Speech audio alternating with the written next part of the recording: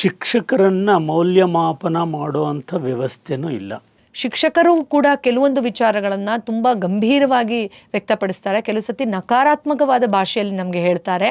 ಅವ್ರ ಕಡೆಯಿಂದನೂ ನಮಗೆ ತುಂಬ ಒತ್ತಡ ಆಗುತ್ತೆ ಅಂತ ವಿದ್ಯಾರ್ಥಿಗಳು ಹೇಳ್ತಾರಲ್ಲ, ಇದು ನಿಜಾನಾ ಅಥವಾ ವಿದ್ಯಾರ್ಥಿಗಳು ಅದನ್ನು ತುಂಬ ಸೂಕ್ಷ್ಮವಾಗಿ ತೊಗೊಂಡ್ಬಿಡ್ತಾ ಇದ್ದಾರೆ? ಶಿಕ್ಷಕರು ಮುಕ್ತವಾಗಿ ಕೆಲಸ ಮಾಡುವಂಥ ವಾತಾವರಣ ಶಾಲೆಗಳಲ್ಲಿ ಇರಲ್ಲ. ನಾವು ತಪ್ಪು ಏನಾದರೂ ಕಲಿಸಿದ್ರೆ ಈಗ ಅವರು ಒಪ್ಕೋಬೋದು, ಆದರೆ ಮುಂದೆ ದೊಡ್ಡವರಾದಮೇಲೆ ನಮ್ಮ ಬಗ್ಗೆ ಇರೋ ಗೌರವ ಹೊರಟೋಗುತ್ತೆ. ಅದನ್ನು ಟೀಚರ್ಸು ತಿಳ್ಕೋಬೇಕು. ಅದು ನಮಸ್ಕಾರ ವೀಕ್ಷಕರೇ, ನಾವಿವತ್ತು ಚರ್ಚೆ ಮಾಡಬೇಕು ಅಂತ ಇರೋ ವಿಷಯ ತುಂಬ ಸೂಕ್ಷ್ಮವಾಗಿದೆ. ಇದನ್ನು ನಿಮ್ಮ ಮುಂದೆ ಪ್ರಸ್ತುತಪಡಿಸ್ಬೇಕೋ ಬೇಡವೋ ಅಂತ ನಾನು 2-3 ಬಾರಿ ಗಂಭೀರವಾಗಿ ಆಲೋಚನೆ ಮಾಡಿದ್ದು ಉಂಟು. ಆದರೆ ಇದರ ಅವಶ್ಯಕತೆ ತುಂಬ ಇದೆ ಸಮಾಜಕ್ಕೆ ಅಂತ ಅಂದ್ಕೊಂಡು ಈ ಧೈರ್ಯ ಮಾಡ್ತಾ ಇದ್ದೀನಿ. ಆಚಾರ್ಯ ದೇವೋಭವ ಅನ್ನೋ ಭಾವನೆಯಲ್ಲಿ ನಾವೆಲ್ಲರೂ ಬೆಳೆದಿದ್ದೀವಿ ಭಾರತದಲ್ಲಿ. ಆದ್ದರಿಂದ ಶಿಕ್ಷಕರಿಗೆ ಏನಾದರೂ ದೂಷಣೆ ಮಾಡಬೇಕು ಅಂದರೆ ಅಥವಾ ಅವರಲ್ಲಿ ಏನಾದರೂ ನ್ಯೂನತೆ ಬಗ್ಗೆ ನಾವು ನಮ್ಮ ಅಭಿಪ್ರಾಯವನ್ನು ವ್ಯಕ್ತಪಡಿಸಬೇಕು ಅಂದರೆ ಖಂಡಿತ ಮನಸ್ಸಿನಲ್ಲಿ ಕಿರಿಕಿರಿ ಕಸಿವಿಸಿ ಇದ್ದೇ ಇರುತ್ತೆ ಅಲ್ವಾ? ಕಳೆದ 11 ವರ್ಷಗಳಿಂದ ಪರ್ಯಾಯ ಚಿಕಿತ್ಸೆಯಲ್ಲಿ ಶಿಕ್ಷಕಿಯಾಗೂ ಕೂಡ ಕಾರ್ಯನಿರ್ವಹಿಸ್ತಾ ಇರೋ ನನಗೆ ಶಿಕ್ಷಕರ ಬಗ್ಗೆ ಅಥವಾ ಈ ವ್ಯವಸ್ಥೆ ಬಗ್ಗೆ ಮಾತಾಡಬೇಕು ಅಥವಾ ಅಲ್ಲಿರುವಂತಹ ನಕಾರಾತ್ಮಕ ವಿಷಯಗಳನ್ನು ಚರ್ಚೆ ಮಾಡಬೇಕು ಅಂದಾಗ ಖಂಡಿತ ಮನಸ್ಸಿಗೆ ಬೇಸರ ಕೂಡ ಆಯಿತು. ಆದರೆ ಥೆರಪಿಗೆ ಎಷ್ಟೋ ಜನ ಯುವಕ ಯುವತಿಯರು ಮಾನಸಿಕ ಒತ್ತಡದಿಂದ ಅಥವಾ ಭಾವನಾತ್ಮಕ ಉದ್ವೇಗದಿಂದ ಮತ್ತು ಅದರ ಕಾರಣಗಳಲ್ಲಿ ಶಿಕ್ಷಕರು ತಮ್ಮ ಮೇಲೆ ಹೇರ್ತಾ ಇರುವಂತಹ ಕೆಲವೊಂದು ಒತ್ತಡದ ವಿಷಯವಾಗಿ ಮತ್ತು ಅದರಿಂದ ಪೋಷಕರಿಗೂ ಕೂಡ ಮಾನಸಿಕವಾಗಿ ಹಿಂಸೆ ಆಗ್ತಾ ಇರೋ ನಿಟ್ಟಿನಲ್ಲಿ ಸಾಕಷ್ಟು ಸಾರಿ ಟ್ರೀಟ್ಮೆಂಟ್ ಟೈಮಲ್ಲಿ ಚರ್ಚೆ ಮಾಡ್ತಾರೆ. ಈ ನಿಟ್ಟಿನಲ್ಲಿ ನಾವು ಇಲ್ಲಿ ವ್ಯವಸ್ಥೆಯಲ್ಲಿ ಏನೋ ಸಮಸ್ಯೆ ಇದೆ ಅಥವಾ ಶಿಕ್ಷಕರಲ್ಲಿ ಏನೋ ದೋಷ ಇದೆ ಅನ್ನೋ ಯಾವುದೇ ಅಭಿಪ್ರಾಯವನ್ನು ಖಂಡಿತ ವ್ಯಕ್ತಪಡಿಸುವಂಥ ಆಸಕ್ತಿ ನಮಗಿಲ್ಲಿ ಇಲ್ಲ. ಯಾಕಂದರೆ ಯಾವುದೇ ಕಾರ್ಯಕ್ಷೇತ್ರ ತಗೊಂಡ್ರು ಅಲ್ಲಿ ಯಾವುದಾದ್ರೂ ಒಂದು ರೀತಿಯಲ್ಲಿ ಯಾರಾದರೂ ಕೆಲವು ಜನ ಅಲ್ಲಿ ಕಿರಿಕಿರಿ ಮಾಡೋದು ಅಥವಾ ತಮ್ಮ ಒಂದು ಒತ್ತಡವನ್ನು ಸರಿಯಾಗಿ ನಿಭಾಯಿಸದೆ ವ್ಯವಸ್ಥೆಯಲ್ಲೇ ಒಂದು ಅವ್ಯವಸ್ಥೆನ ತರುವಂಥ ಕೆಲಸ ಮಾಡೋದು ಮಾಡೇ ಮಾಡ್ತಾರೆ. ಆ ಥರದ ಜನ ಎಲ್ಲ ಕಡೆ ಇದ್ದೇ ಇರ್ತಾರೆ. ಇಲ್ಲಿ ಶಿಕ್ಷಕರು ಯಾವ ವಿಚಾರಗಳನ್ನು ಸೂಕ್ತವಾಗಿ ಅಳವಡಿಸ್ಕೊಂಡ್ರೆ ಅಥವಾ ತಮ್ಮ ಪಠ್ಯಪುಸ್ತಕದಲ್ಲಿರೋ ವಿಚಾರದ ಜೊತೆಯಲ್ಲಿ ಯಾವ ಮೌಲ್ಯಗಳನ್ನು ಸೂಕ್ತವಾಗಿ ವಿದ್ಯಾರ್ಥಿಗಳಿಗೆ ವರ್ಗಾವಣೆ ಮಾಡಿದ್ರೆ ನಮ್ಮ ಈ ವಿದ್ಯಾಭ್ಯಾಸದ ವ್ಯವಸ್ಥೆಯಲ್ಲಿ ಎಷ್ಟು ಉನ್ನತವಾದ ಒಂದು ಸುಧಾರಣೆಯನ್ನು ಮಾಡಬಹುದಾಗಿದೆ ಅನ್ನೋ ವಿಚಾರವನ್ನು ವ್ಯಕ್ತಪಡಿಸುವಂಥ ಒಂದು ನಿಟ್ಟಿನಲ್ಲಿ ಮಾತ್ರ ನಾವು ಈ ಒಂದು ಚರ್ಚೆಯನ್ನು ಮಾಡ್ತಾ ಇದ್ದೀವಿ. ಅದನ್ನು ನೀವು ಸೂಕ್ತವಾಗಿ ತೆಗೆದುಕೊಳ್ತೀರಾ ಅಂತ ಕೂಡ ನಾವು ನಂಬಿದ್ದೀವಿ. ಈ ಒಂದು ವಿಷಯಕ್ಕೆ ಚರ್ಚೆ ಮಾಡೋಕ್ಕೆ ಅದೃಷ್ಟವಶಾತ್ ನಮ್ಮ ಜೊತೆಯಲ್ಲಿ ಇವತ್ತು 4 ದಶಕಗಳಿಗಿಂತ ಹೆಚ್ಚು ಸಮಯದಿಂದ ಶಿಕ್ಷಕರಾಗಿ ಕಾರ್ಯನಿರ್ವಹಿಸ್ತಾ ಇರುವಂಥ GK ವೆಂಕಟೇಶ್ ಮೂರ್ತಿಯವರು ನಮ್ಮ ಜೊತೆಲಿದ್ದಾರೆ. ಸರ್ ನಮಸ್ಕಾರ, ಕಾರ್ಯಕ್ರಮಕ್ಕೆ ಸ್ವಾಗತ. ಪಠ್ಯಪುಸ್ತಕದಲ್ಲಿರುವ ವಿಚಾರಗಳನ್ನು ಹೇಳ್ಕೊಳ್ಳೋದು ಅಷ್ಟೇ ಅಲ್ಲ ಶಿಕ್ಷಕರ ಕರ್ತವ್ಯ, ಅದನ್ನು ಮೀರಿ ಜೀವನದ ಮೌಲ್ಯಗಳ ಬಗ್ಗೆ ಕೂಡ ನಾವು ಸೂಕ್ತವಾಗಿ ಅವ್ರಿಗೆ ತಿಳಿಸ್ಕೊಡ್ಬೇಕು ಅಂತ ನಂಬಿ ಅದೇ ರೀತಿ ನೀವು ನಿಮ್ಮ ವೃತ್ತಿಯಲ್ಲಿ ನಡ್ಕೊಂಡು ಬಂದಿದ್ದೀರಾ. ಆ್ಯಂಡ್ ಸಾಕಷ್ಟು ವಿಚಾರಗಳನ್ನು ನಮ್ಮ ವೀಕ್ಷಕರ ಜೊತೆ ಹಿಂದೆ ಕೂಡ ಹಂಚ್ಕೊಂಡಿದ್ದೀರಾ, ವಿದ್ಯಾರ್ಥಿಗಳ ನಿಟ್ಟಿನಲ್ಲಾಗಿರ್ಬೋದು, ಶಿಕ್ಷಕರ ವಿಚಾರದಲ್ಲಾಗಿರಬಹುದು. ಹೇಳಿ ಸರ್, ಈ ಒತ್ತಡ ವಿದ್ಯಾರ್ಥಿಗಳು ಏನು ಆಗ್ತಾ ಇದೆ ಅಂತ ಹೇಳೋದ್ರಲ್ಲಿ ಕಾರಣಗಳಲ್ಲಿ ಒಂದು, ಶಿಕ್ಷಕರು ಕೂಡ ಕೆಲವೊಂದು ವಿಚಾರಗಳನ್ನು ತುಂಬ ಗಂಭೀರವಾಗಿ ವ್ಯಕ್ತಪಡಿಸ್ತಾರೆ. ಕೆಲವು ಸತಿ ನಕಾರಾತ್ಮಕವಾದ ಭಾಷೆಯಲ್ಲಿ ನಮಗೆ ಹೇಳ್ತಾರೆ. ಅವ್ರ ಕಡೆಯಿಂದನೂ ನಮಗೆ ತುಂಬ ಒತ್ತಡ ಆಗುತ್ತೆ ಅಂತ ವಿದ್ಯಾರ್ಥಿಗಳು ಹೇಳ್ತಾರಲ್ಲ, ಇದು ನಿಜಾನಾ ಅಥವಾ ವಿದ್ಯಾರ್ಥಿಗಳು ಅದನ್ನು ತುಂಬ ಸೂಕ್ಷ್ಮವಾಗಿ ತೊಗೊಂಡ್ಬಿಡ್ತಾ ಇದ್ದಾರಾ? ನಿಮ್ಮ ಅಭಿಪ್ರಾಯ ಏನು ಸರ್?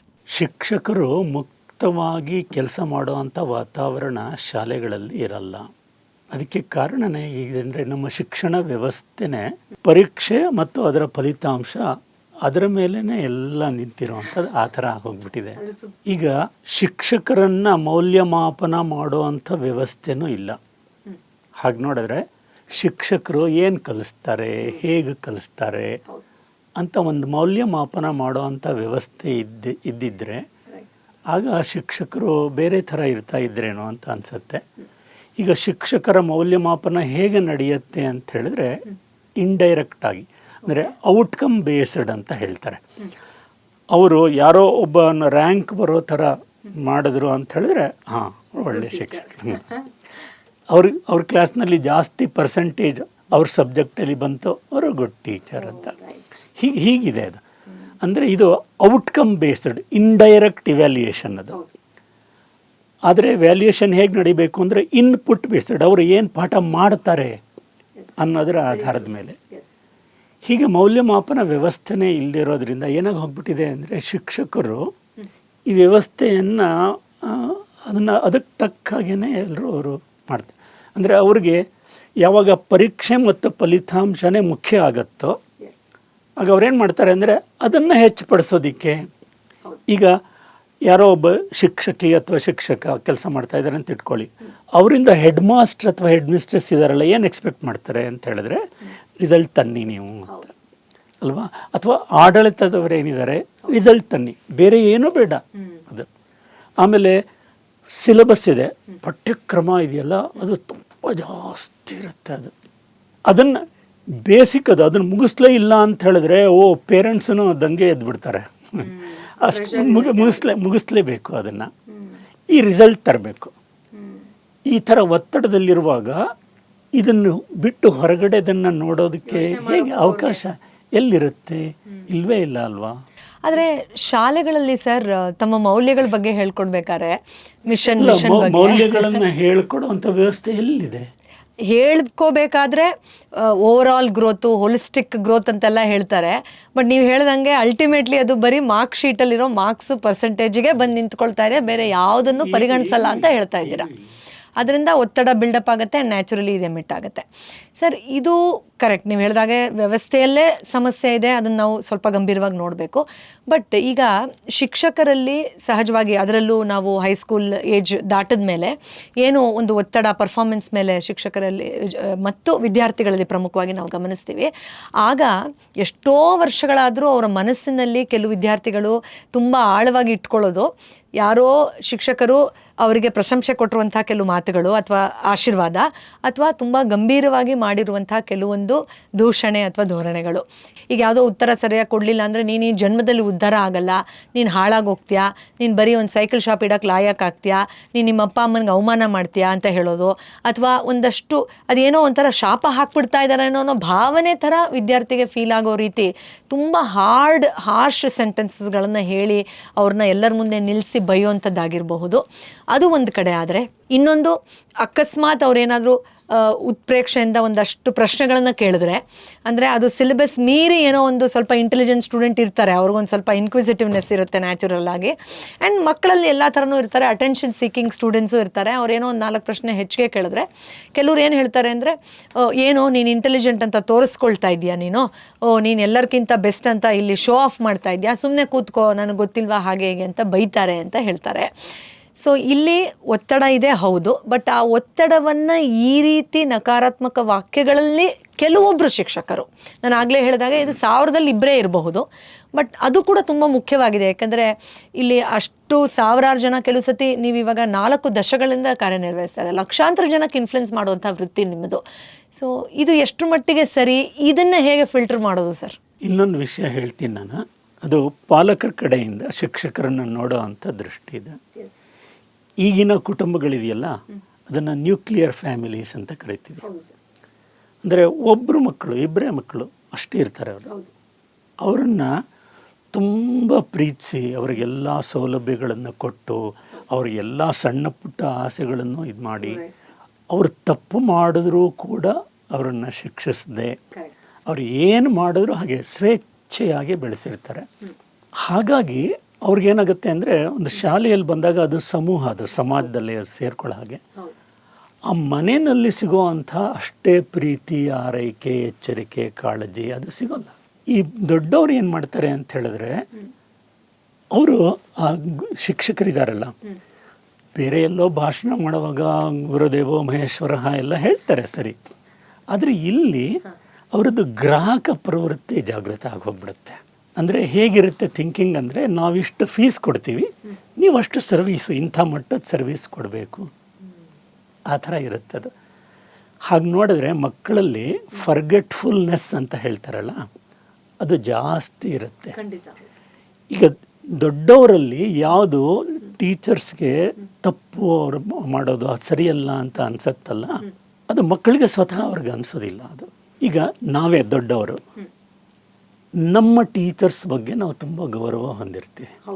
ಅವರಲ್ಲೂ ದೋಷಗಳೇನು ಇರಲಿಲ್ವಾ ಅಂದರೆ, ನಾವು ಟೀಚರ್ಸ್ ನೋಡೋ ಅಂಥ ದೃಷ್ಟಿ ಇದೆಯಲ್ಲ, ಅದಕ್ಕೂ ಮಕ್ಕಳೇ ನೋಡೋ ಅಂಥ ದೃಷ್ಟಿ ಏನು ವ್ಯತ್ಯಾಸ ಇರುತ್ತೆ. ನಾವು ಕೆಲವು ಮಕ್ಕಳಿಗೆ ಬೈದಿರ್ತೀವಿ, ದಂಡಿಸಿರ್ತೀವಿ, ಶಿಕ್ಷೆ ಕೊಟ್ಟಿರ್ತೀವಿ, ಆದರೆ ಆ ಮನಸ್ಸಲ್ಲಿ ಇರಲ್ಲ ಅದು. ಎಷ್ಟು ಚೆನ್ನಾಗಿ ನಾವು ಸಿಕ್ಕಿದ್ರೆ ನಮಸ್ತೆ, ಗುಡ್ ಮಾರ್ನಿಂಗ್ ಅಂತ ಎಲ್ಲ ವಿಶ್ ಮಾಡ್ತಾರೆ. ಅಲ್ವಾ? ಅದಕ್ಕೋಸ್ಕರನೇ ಮಕ್ಕಳ ಮನಸ್ಸಿನಲ್ಲಿ ಇರಲ್ಲ. ಈಗ ಕೆಲಸರ ದೊಡ್ಡವ್ರು ಇನ್ನೂ ಒಂದು ತಪ್ಪು ಮಾಡ್ತಾರೆ. ಈಗ ಒಂದು ಮಗು ಯಾವುದೋ ಟೀಚರ್ ಸರಿ ಇಲ್ಲ ಅಂತ ಮಗುವಿಂದ ತಾನೇ ಬರೋದು ಕಂಪ್ಲೇಂಟ್ ಅಲ್ವಾ? ಟೀಚರ್ ಹೇಗೆ ಮಾಡಿದ್ರು ಅಂತೇಳಿ. ಆಗ ಪೇರೆಂಟ್ಸ್ದು ರಿಯಾಕ್ಷನ್ ಹೇಗಿರಬೇಕು? ಅವ್ರೇನು ಮಾಡ್ತಾರೆ ಅಂದರೆ ಅವ್ರಿಗೆ ಆ ಗೌರವದ ಭಾವನೆ ಅದೆಲ್ಲ ಏನು ಆ ಕ್ಷಣ ಎಲ್ಲ ಫುರ್ತು ಕೊಚ್ಕೊಂಡು ಹೋಗ್ಬಿಟ್ಟಿರುತ್ತೆ. ಅದು ಹಾಗೆ ಮಾಡ್ತಾರ ಅನ್ನೋ ಥರ ಆ ಮಕ್ಕಳನ್ನ ಹೇಗಿರಬೇಕು ನ್ಯಾಯ ನೋಡಿದ್ರೆ ಅಂದರೆ ಆ ಥರದ್ದು ಏನಾದರೂ ಇಲ್ಲ, ಅಕಸ್ಮಾತ್ ಆ ಥರ ಆಗಿರಬೇಕು ನೀನು ಅಂತ ಹೇಳಿ, ಇಲ್ಲ ಆ ಟೀಚರ್ ವಿರುದ್ಧನೇ ಏನಾದರೂ ಹೇಳಿದ್ರೆ ತುಂಬ ಏನಾಗುತ್ತೆ ಅಂದರೆ ಶ್ರದ್ಧಾಭಂಗ ಅಂತ ಆಗ್ಬಿಡುತ್ತೆ. ಅದು ಆ ಮಗು ಅವರಲ್ಲೇ ಹೋಗಿ ಕಲಿತಾ ಇರಬೇಕು. ಇಲ್ಲ ಏನು ಪೂರ್ತಿ ನಾನು ಪರ್ಫೆಕ್ಟ್ ಅಂತ ಹೇಳಲ್ಲ, ಇರುತ್ತೆ ಲೋಪದೋಷಗಳಿರುತ್ತೆ. ಆದರೆ ಲೋಪದೋಷಗಳನ್ನು ನೋಡೋದ್ರ ಬಗ್ಗೆ ಇರುವಂಥ ದೃಷ್ಟಿ ಇದೆಯಲ್ಲ, ಅದು ಇವ್ರ ಥರ ಮಗು ವಿಶ್ಲೇಷಣಾತ್ಮಕ ದೃಷ್ಟಿಯಿಂದ ವಿಮರ್ಶೆ ಮಾಡೋ ದೃಷ್ಟಿಯಿಂದ ಮಗು ನೋಡಲ್ಲ. ಅದು ಅದಕ್ಕೋಸ್ಕರನೇ ಪಾಲಕರದ ರಿಯಾಕ್ಷನ್ ಹೇಗಿರಬೇಕು ಅಂತ ಹೇಳಿದ್ರೆ ಅದನ್ನು ಅರ್ಥ ಮಾಡ್ಕೋಬೇಕು. ಅದು ಈ ಮಗು ಇದೇ ಟೀಚರ್ ಹತ್ತಿರನೇ ಇನ್ನು ಮುಂದೆ ಅನೇಕ ವರ್ಷಗಳು ಅಥವಾ ಒಂದು ವರ್ಷನೋ ಹೋಗಿ ನೋಡ್ಕೋಬೇಕಾಗತ್ತೆ. ಅದು ಈ ಟೀಚರ್ ಸರಿ ಇಲ್ಲ ಅಂತ ಮಗು ಮನಸ್ಸಿನಲ್ಲಿ ಕೂತ್ಕೊಳ್ತು ಅಂತ ಹೇಳಿದ್ರೆ ಕಲಿಕೆಗೆ ತುಂಬ ದೊಡ್ಡ ತೊಂದರೆ ಆಗುತ್ತೆ. ನಮ್ಗೆ ಹೇಗಿರಬೇಕು ಅಂದರೆ ಮಕ್ಕಳ ಧೋರಣೆ ಟೀಚರ್ ಬಗ್ಗೆ, ಅವರಲ್ಲಿ ಏನೇ ದೋಷಗಳಿದ್ರೂ ಕೂಡ ಅವರು ನಮ್ಮ ಟೀಚರ್. ಸ್ವತಃ ತಾಯಿಯಲ್ಲಿರಲ್ವಾ ದೋಷಗಳು ಹೇಳಿ? ಇರುತ್ತಲ್ವಾ? ಹೌದು. ತಾಯಂದ್ರು ಅಥವಾ ಪೇರೆಂಟ್ಸು ಕೂಡ ಎಲ್ಲ ಪರ್ಫೆಕ್ಟ್ ಏನಿರಲ್ಲ. ಅದು ಅದನ್ನೇ ನಾವು ಮನಸ್ಸಲ್ಲಿಟ್ಕೊಂಡು ಮಗು ಏನಾದರೂ ತಾಯಿ ಬಗ್ಗೆ ಹಾಗೆ ಇಟ್ಕೊಳ್ಳೋಕೆ ಸಾಧ್ಯನಾ? ಇಲ್ಲ. ಹಾಗೆ ನೋಡಿದ್ರೆ ಮದರ್ ಇದ್ದ ಫಸ್ಟ್ ಟೀಚರ್ ಅಂತ ಹೇಳ್ತಾರೆ. She is the teacher also ಅಲ್ವಾ? Teacher she is the second parent ಆ ಥರ ಇರುತ್ತೆ. ಅದಕ್ಕೋಸ್ಕರನೇ ನಾವು ಮಕ್ಕಳ ಮನಸ್ಸಿನಲ್ಲಿ ಅವರ ಬಗ್ಗೆ ಶ್ರದ್ಧೆಯನ್ನು ಕಡಿಮೆ ಮಾಡೋ ಅಂಥದ್ದು ಯಾವುದೇ ಥರ ಮಾಡಿಕೊಡೋದು. ಆಮೇಲೆ ಏನಾಗುತ್ತೆ ಅಂತ ಹೇಳಿದ್ರೆ ಟೀಚರ್ಸ್ ಇರ್ತಾರೆ. ಈಗ ಏನು ನಮ್ಮ ಮಗು ಕಂಪ್ಲೇಂಟ್ ತೊಗೊಂಡು ಬಂತು, ಹೀಗೆ ಮಾಡ್ತಾ ಇದ್ದಾರೆ ಅಂತ ಇಟ್ಕೊಳ್ಳಂತೆ. ಸಾಮಾನ್ಯವಾಗಿ ಇರೋದು ಒಂದು ವ್ಯವಸ್ಥೆ ಅಂತ ಹೇಳಿದ್ರೆ ಆ ಟೀಚರ್ನೂ ಕೂಡ ನಮ್ಮ ಮನೆಯವರು, ನಾವು ವಿಶ್ವ ಕುಟುಂಬ ಅಂತ ಹೇಳ್ತೀವಿ, ಅವರನ್ನು ನಮ್ಮ ಮನೆಯವರು ಅಂತ ತಿಳ್ಕೊಂಡು ಅವರು ಮಾಡಿರೋ ಅಂಥದ್ದನ್ನು ನೋಡಿ ಅವ್ರನ್ನ ಮನೆಗೆ ಕರೆದು ಅವ್ರ ಬಗ್ಗೆ ಏನೋ ನೆಗೆಟಿವ್ ಹೇಳ್ಕೊಡೋದು. ಅವ್ರನ್ನ ಒಂದು ದಿವಸ ಸುಮ್ಮನೆ ಅಕೇಶನ್ ಯಾರೋ ಮಾಡಿದ್ರು ಅಂತ ಇಟ್ಕೊಳ್ಳಿ, ಮನೆಗೆ ಕರೆಯೋದು, ಚಹಾ ಕುಡಿಲಿಕ್ಕೆ ಬನ್ನಿ ಅಂಥೇಳಿ. ನಮ್ಮ ಮಗು ನಿಮ್ಮನ್ನು ತುಂಬ ಇಷ್ಟಪಡ್ತಾರೆ, ನಿಮ್ಮ ಬಗ್ಗೆ ತುಂಬ ಗೌರವ ಇದೆ ಅಂತ ಎಲ್ಲ ಫಸ್ಟ್ ಪಾಸಿಟಿವ್ ವಿಷಯ ಹೇಳಿ ಅವ್ರ ಮನಸ್ಸನ್ನು ಗೆದ್ದು, ಆದರೆ ಒಂದು ಸ್ವಲ್ಪ ನೀವು ಇನ್ನೂ ಒಳ್ಳೆ ಟೀಚರ್ ಆಗ್ಬೋದಾಗಿತ್ತು, ಈ ಥರದ್ದೊಂದು ಅದು ಮಗು ಎದುರುಗಡೆ ಅಲ್ಲ, ಆಯಿತಾ? ಅದನ್ನು ಹೇಳಿದ್ರೆ ತಿದ್ಕೊಳ್ಳೋ ಚಾನ್ಸ್ ಜಾಸ್ತಿ ಇರುತ್ತೆ ಅಲ್ವಾ? ಇನ್ಫ್ಯಾಕ್ಟ್ ಈ ದೃಷ್ಟಿಯಲ್ಲಿ ನಾವು ನೋಡೋದೇ ತುಂಬ ಕಮ್ಮಿ ಸರ್. ಅಂದರೆ ಮಗು ನೀವು ಹೇಳ್ದಾಗೆ ಅದರ ಅಭಿಪ್ರಾಯವನ್ನು ತಂದೆ ತಾಯಿ ಮುಂದೆ ವ್ಯಕ್ತಪಡಿಸುತ್ತೆ. ಆಗ ಅವರು ಹೇಗಿರುತ್ತೆ ರಿಯಾಕ್ಷನ್ ತುಂಬ ಇಂಪಾರ್ಟೆಂಟ್. ಹೌದು ಸರ್, ಇದು ಅವಳಿಗೇನು ಆ ಟೀಚರ್ಗೆ ಏನೂ ಗೊತ್ತಿಲ್ಲ, ಅವಳು ಎಜುಕೇಶನ್ ಸರಿ ಇಲ್ಲ, ಹಾಗೆ ಹೀಗೆ. ನಿಮಗೆ ಒಂದು ಸ್ವಾರಸ್ಯವಾಗಿರೋ ಅಂಥ ಘಟನೆ ಹೇಳ್ತೀನಿ ನಾನು. ಈ ಕೊರೋನಾ ಪೀರಿಯಡಲ್ಲಿ ಫಿಸಿಕಲ್ ಕ್ಲಾಸಸ್ ನಡೀತಾ ಇರಲಿಲ್ವಲ್ಲ, ಆನ್ಲೈನ್ ಕ್ಲಾಸಸ್. ಅಂದರೆ ಏನು ಅಂದರೆ ಎಷ್ಟೋ ಖಾಸಗಿ ಶಿಕ್ಷಣ ಸಂಸ್ಥೆಗಳವರು ಅವರು ಅಪಾಯಿಂಟ್ ಮಾಡ್ಕೊಂಡಿರುವಂಥ ಟೀಚರ್ಸ್ಗೆ ಸಂಬಳ ಕೊಡಬೇಕು, ಸ್ಕೂಲ್ ನಡೆಸೋ ಹಾಗಿಲ್ಲ. ಅದಕ್ಕೆ ಏನು ಯೋಚನೆ ಮಾಡಿದ್ರು, ಮತ್ತು ಅವರನ್ನು ಬಿಟ್ಟು ಹೋದರೆ ಅವ್ರು ಏನು ಮಾಡಬೇಕು, ಅವ್ರದ್ದು ಕುಟುಂಬ ಎಲ್ಲ ಇರುತ್ತೆ ಅಲ್ವಾ? ಅದಕ್ಕೆ ಈಗ ಟೆಕ್ನಾಲಜಿ ಹೇಗಿದ್ರು ಮುಂದುವರೆದಿರೋದ್ರಿಂದ ಆನ್ಲೈನ್ ಕ್ಲಾಸಸ್ ಅಂತೇಳಿ ಪ್ರಾರಂಭ ಮಾಡಿದ್ರು. ಅದು ಆನ್ಲೈನ್ ಕ್ಲಾಸಸ್ ಮಾಡಿದಾಗ ಈ ಥರ ನೀವು ಆನ್ಲೈನ್ ಕ್ಲಾಸಸ್ ಕ್ಯಾಮರಾ ಮುಂದೆ ಪಾಠ ಮಾಡಬೇಕು ಅಂತ ಹೇಳಿದ್ದು ಅಷ್ಟೇ ಮ್ಯಾನೇಜ್ಮೆಂಟ್ ಅವರು. ಟೀಚರ್ಸ್ಗೆ ಆಗ್ಬೋದು ಅಂತ ಅನ್ನಿಸ್ತು. ಅಂದರೆ ಎದುರುಗಡೆ ಮಕ್ಕಳಿರಲ್ಲ, ಅವ್ರು ಈ ಕಡೆ ನೋಡು ಆ ಕಡೆ ನೋಡು ಏನು ಮಾಡ್ತಾ ಇದೆಯಾ ಅಂತ ಆ ಥರದ್ದೇನು ಹೇಳೋದಿರಲ್ಲ. ಅಲ್ಲಿ ಸುಮ್ಮನೆ ಪಾಠ ಮಾಡ್ಕೊಂಡು ಹೋದರೆ ಆಯಿತು. ಆದರೆ ಪ್ರಾರಂಭ ಆಯಿತು ಪಾಠ.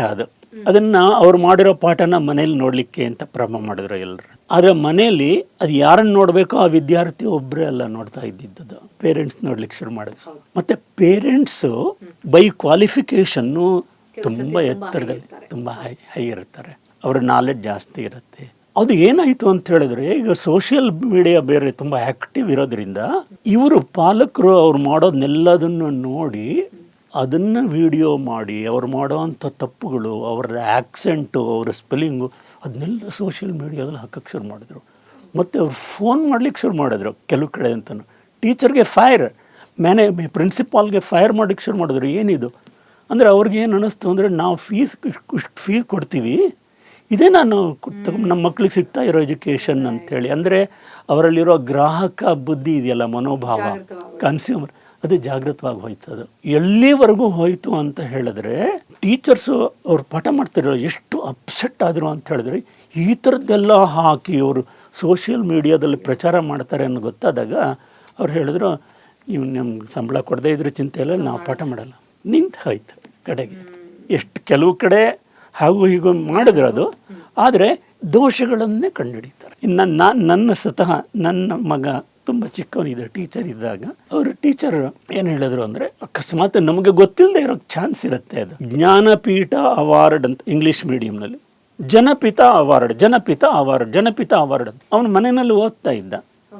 ಇದು ಜನಪಿತ ಅವಾರ್ಡ್ ಅಲ್ಲಪ್ಪ, ಜ್ಞಾನಪೀಠ ಅವಾರ್ಡ್. ಇಲ್ಲ ನಮ್ಮ ಟೀಚರ್ ಹಿಂಗೆ ಹೇಳೋದು, ಹೀಗೆ ಅವರ ಬಗ್ಗೆ ಗೌರವ ಇರುತ್ತೆ. ನಾವು ಅದನ್ನ we did not make it an issue. ಕ್ರಮೇಣ ಅವನಿಗೆ ಗೊತ್ತಾಗುತ್ತೆ. ಅಂದರೆ ಟೀಚರ್ಸ್ಗೂ ಕೂಡ ಏನು ತಿಳ್ಕೊಬೇಕು ಅಂದರೆ, ನಾವು ತಪ್ಪು ಏನಾದರೂ ಕಲಿಸಿದ್ರೆ ಈಗ ಅವ್ರು ಒಪ್ಕೋಬೋದು, ಆದರೆ ಮುಂದೆ ದೊಡ್ಡವರಾದಮೇಲೆ ನಮ್ಮ ಬಗ್ಗೆ ಇರೋ ಗೌರವ ಹೊರಟೋಗುತ್ತೆ. ಅದನ್ನ ಟೀಚರ್ಸ್ ತಿಳ್ಕೋಬೇಕು. ಅದು ಅಂದ್ರೆ ಅದು ಹೇಳ್ಕೊಡೋ ಪಾಠದಲ್ಲೂ ಇರಬಹುದು ಅಥವಾ ಕೆಲವೊಂದು ಅಕಸ್ಮಾತ್ ತಪ್ಪಾಗಿರ್ಬೋದು.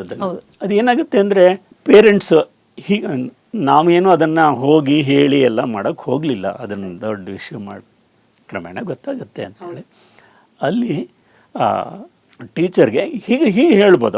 ಅವ್ರನ್ನ ಫಸ್ಟ್ ನೀವು ಅವ್ರನ್ನ ಕ್ರಿಟಿಸೈಸ್ ಮಾಡಿದ್ರೆ ಅವರು ಉಲ್ಟಾನೇ ಹೊಡಿತಾರೆ. ಆಯ್ತದೆ, ಅವ್ರ ಮಗು ಹೌದು ಟಾರ್ಗೆಟ್ ಮಾಡೋದು ಅದೆಲ್ಲ ಇದೆ. ಅದಕ್ಕೋಸ್ಕರನೇ ಇರಬಹುದಾಗಿರೋವಂಥ ಏನು ಒಳ್ಳೆ ಗುಣಗಳೇನಿದೆಯಲ್ಲ ಅದನ್ನು ನೀವು ಮೆಚ್ಚಿ, ನಮ್ಮ ಮಗುನ ನೀವು ಟೀಚರ್ ಅಂತ ಹೇಳಿದ್ರೆ ನಮ್ಮ ಕುಟುಂಬದವರೇ ನೀವು ಇದ್ದ ಹಾಗೆ ಅಂತ ತಿಳ್ಕೊಂಡು ಹೌದು ತಗೊಂಡು ಅವ್ರಿಗೆ ಹೇಳಿದ್ರೆ ಅವ್ರು ತಿದ್ಕೊಳ್ಳೋ ಅಂಥ ಚಾನ್ಸ್ ಇದೆ. ಅಂದರೆ ಈಗ ಏನಾಗೋಗ್ಬಿಟ್ಟಿದೆ ಅಂತ ಹೇಳಿದ್ರೆ, ಪರೀಕ್ಷೆನೂ ಕೂಡ ಅದು pin pointed answers, descriptive answers ಏನೂ ಇರೋದೇ ಇಲ್ಲ. ಅದಕ್ಕೆ ಬಾಯ್ಪಾಠ ಮಾಡಿ ಬರಬಿಡ್ಬೋದು, ಪರೀಕ್ಷೆಲ್ಲ ಮಾರ್ಕ್ಸ್ ತಗೊಳ್ಬೋದು. ಅದೇನೇ ಮೌಲ್ಯಮಾಪನ ಮಾಡೋ ಅಂಥ ವ್ಯವಸ್ಥೆ ಇದೆ. ತುಂಬ ಇದೆ. ನಾನು ಟೀಚರ್ ಆಗಿದ್ದಾಗ, ನಾನು ಸ್ಟೂಡೆಂಟ್ ಆಗಿದ್ದಾಗ, ಅಥವಾ ಇನ್ನೂ ನಾನು ಟೀಚರ್ ಆಗಿದ್ದಾಗಲೂ ಎಷ್ಟೋ ವರ್ಷ 1980s ಪ್ರತಿಯೊಂದು ಸಬ್ಜೆಕ್ಟಲ್ಲೂ 2 ಪಾರ್ಟ್ 1 ಪಾರ್ಟ್ 2 ಅಂತ ಇತ್ತು. ಈಗ ಇಂಗ್ಲೀಷ್ ಇದೆ, ಈಗ 2 ಎಕ್ಸಾಮ್ ನಡೀತಾ ಇತ್ತು, ಇಂಗ್ಲೀಷ್ ಪಾರ್ಟ್ 1 ಪಾರ್ಟ್ 2 ಅಂತ. ಪಾರ್ಟ್ 1ನಲ್ಲಿ ಟೆಕ್ಸ್ಟ್ ಬೇಸ್ಡ್ ಕ್ವಶನ್ಸ್ ಇರ್ತಾ ಇತ್ತು. ಪಾರ್ಟ್ 2 ಇದೆಯಲ್ಲ ಅದು ನಾನ್ ಡೀಟೈಲ್ಡ್ ಟೆಕ್ಸ್ಟ್ ಅಂತ ಇತ್ತು. ಅದರಲ್ಲಿ ಕಥೆಗಳೇ ಜಾಸ್ತಿ ಇರ್ತಾ ಇತ್ತು. ಅದರ ಏನು ಎಕ್ಸ್ಪೆಕ್ಟ್ ಮಾಡಿದ್ರು ಅಂದರೆ ನಾವೇ ಅದನ್ನು ಓದಿ ಅದಕ್ಕೆ ಉತ್ತರ ಲಾಂಗ್ ಆನ್ಸರ್ಸ್ ಎಲ್ಲ ಬರೀಬೇಕು, ಆ ಥರ ಇರ್ತಿತ್ತು. ಅಂದರೆ ಒಟ್ಟು 4 hours ಎಕ್ಸಾಮ್ ನಡೀತಾ ಇತ್ತು. 4.5 hours ಎಕ್ಸಾಮ್ ನಡೀತಾ ಇತ್ತು. 2.5 hours ಪಾರ್ಟ್ 1 ಆದರೆ 2 hours ಈವ್ನಿಂಗ್ ಪಾರ್ಟ್ 2 ಆ ಥರ ನಡೀತಾ ಇತ್ತು. ಅಂದರೆ ನೀವು ಸುಮ್ಮನೆ ಏನು ಶಿಕ್ಷಣ ಇಲಾಖೆಯಲ್ಲಿ ಏನು ಬೆಳವಣಿಗೆ ನಡೀತು ಅನ್ನೋದನ್ನು ಹೇಳ್ತಾ ಇದ್ದೀನಿ. ಒಬ್ಬರು IAS ಆಫೀಸರ್ ಬಂದರು, ಅಲ್ಲಿ ಚೀಫ್ ಕಮಿಷನರ್ ಅವರು ಇಡೀ ರಾಜ್ಯಕ್ಕೆ. ಅವ್ರಿಗೆ ಏನು ಗೊತ್ತಾಯಿತು ಅಂತ ಹೇಳಿದ್ರೆ, ಈ ಪರೀಕ್ಷೆಗಳನ್ನು ನಡೆಸೋದಿದೆಯಲ್ಲ ಅದು ಆರ್ಥಿಕವಾಗಿ ಹೊರೆ ಆಗ್ತಾ ಇದೆ ಶಿಕ್ಷಣ ಇಲಾಖೆಗೆ.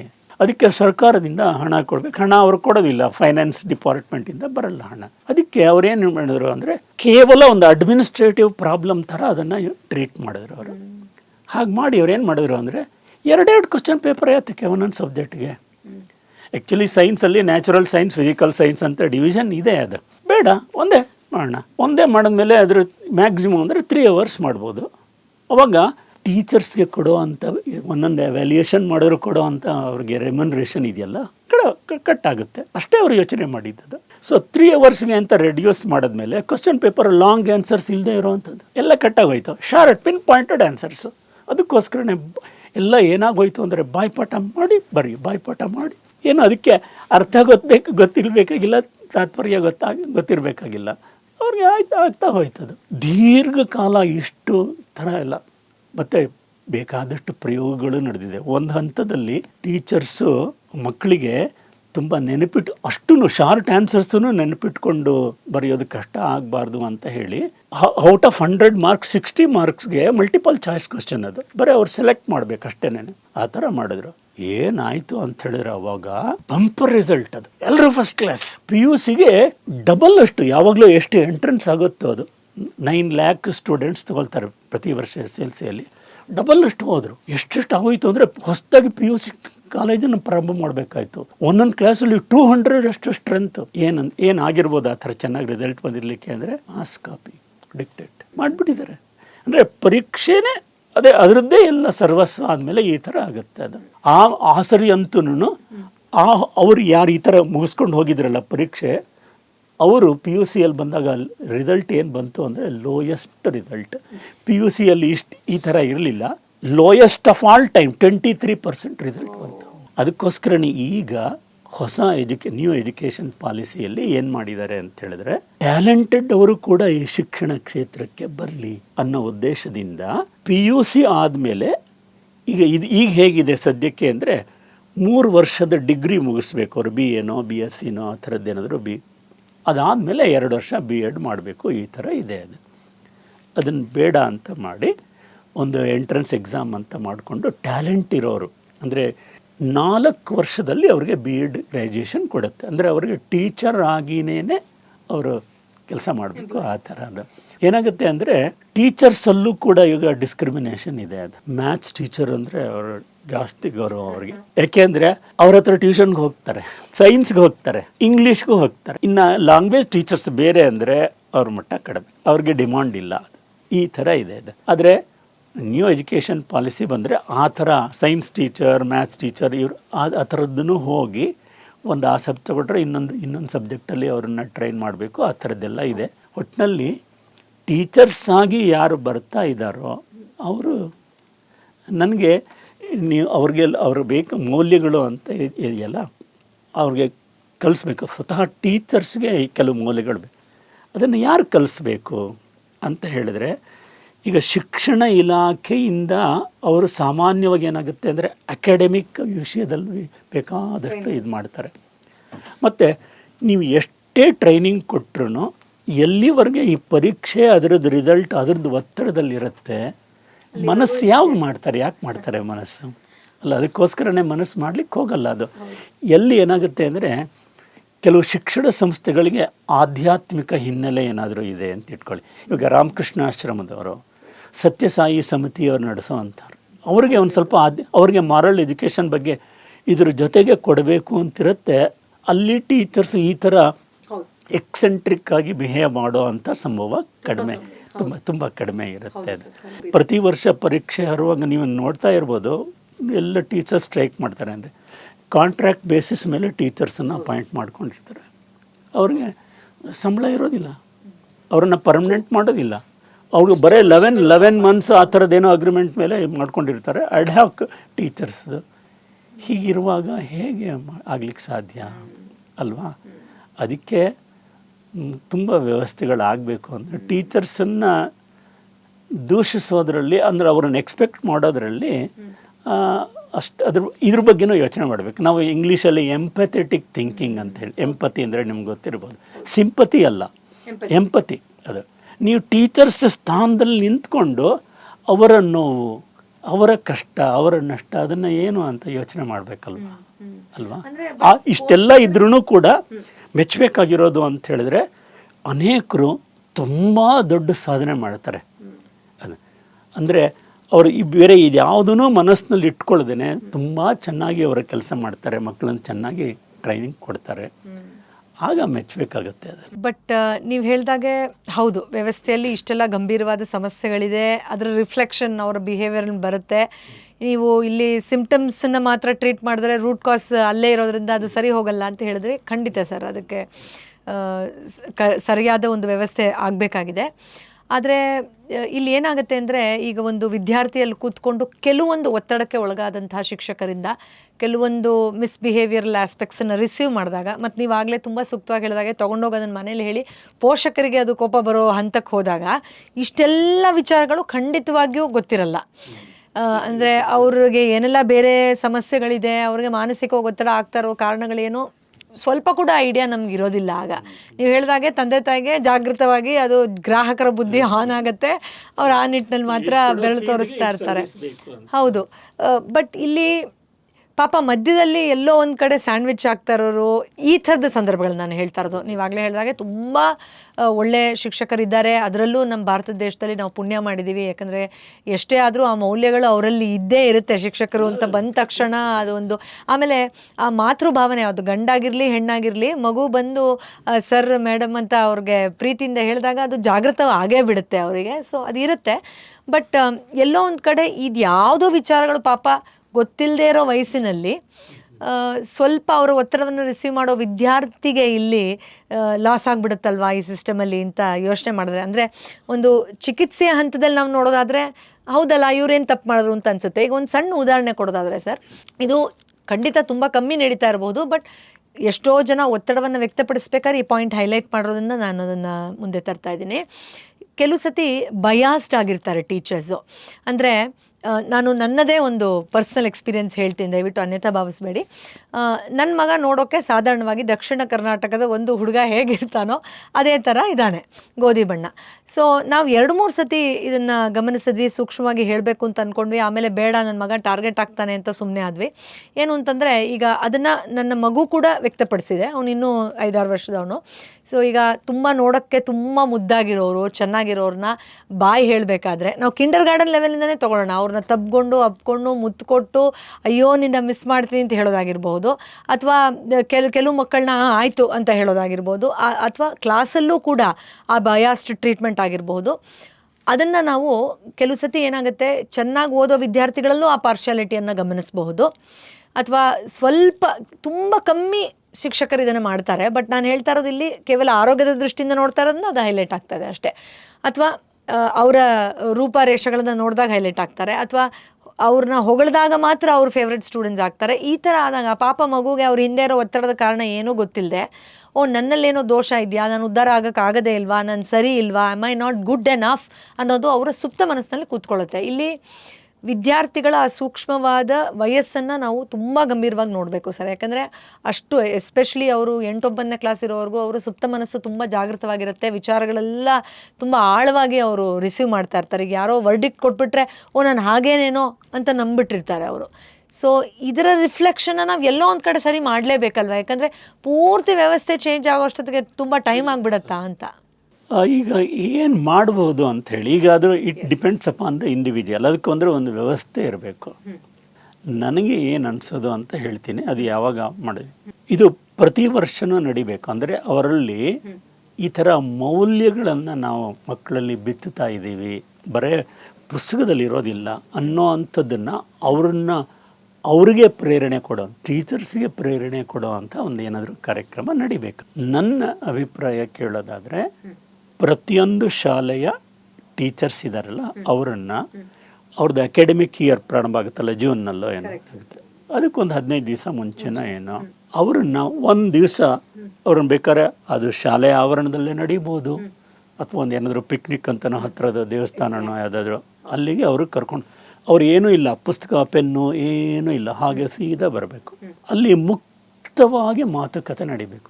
ಅಲ್ಲಿ ಒಬ್ಬರು ರಿಸೋರ್ಸ್ ಪರ್ಸನ್ ಬರೀಬೇಕಂದ್ರೆ ಒಬ್ಬರು ಸೀನಿಯರ್ ಟೀಚರ್, ಯಾರೋ ವ್ಯಾಲ್ಯೂ ಎಜುಕೇಷನ್ ಬಗ್ಗೆ ಸ್ವಲ್ಪ ಹೇಳಬಲ್ಲರು, ಅಥವಾ ಯಾರೋ ಸ್ವಾಮೀಜಿ ಇರ್ತಾರೆ, ಅಥವಾ ಹೀಗಿರ್ತಾರೆ ಅಲ್ವಾ, ಮೋಟಿವೇಶನಲ್ ಸ್ಪೀಕರ್ಸ್ ಇರ್ತಾರೆ. ಆ ಅವ್ರನ್ನ ಕರೆದು ಅವ್ರ ಜೊತೆಗೆ ಮುಕ್ತವಾಗಿ ಮಾತಾಡಲಿ. ಬೇಕಾದರೆ ಹೀಗೂ ಇರಬೇಕು, ಅವ್ರದ್ದು ಏನೇನು ಸಮಸ್ಯೆಗಳಿದೆ ಅಂತ ಅವ್ರ ಹೆಸರು ಬರೆಯೋದು ಬೇಡ, ಅವರು ಹೇಳ್ಕೊಳ್ಳಿ, ವ್ಯಕ್ತಪಡಿಸ್ಲಿಕ್ಕೆ, ಅದನ್ನು ಅಡ್ರೆಸ್ ಮಾಡಲಿಕ್ಕೆ ಇದು ಪ್ರತಿ ವರ್ಷ ನಡಿಬೇಕು. ಏಕೆಂದರೆ ಅವರು ಚಾರ್ಜ್ ಆಗಬೇಕು ಟೀಚರ್ಸ್ ಅಲ್ವಾ.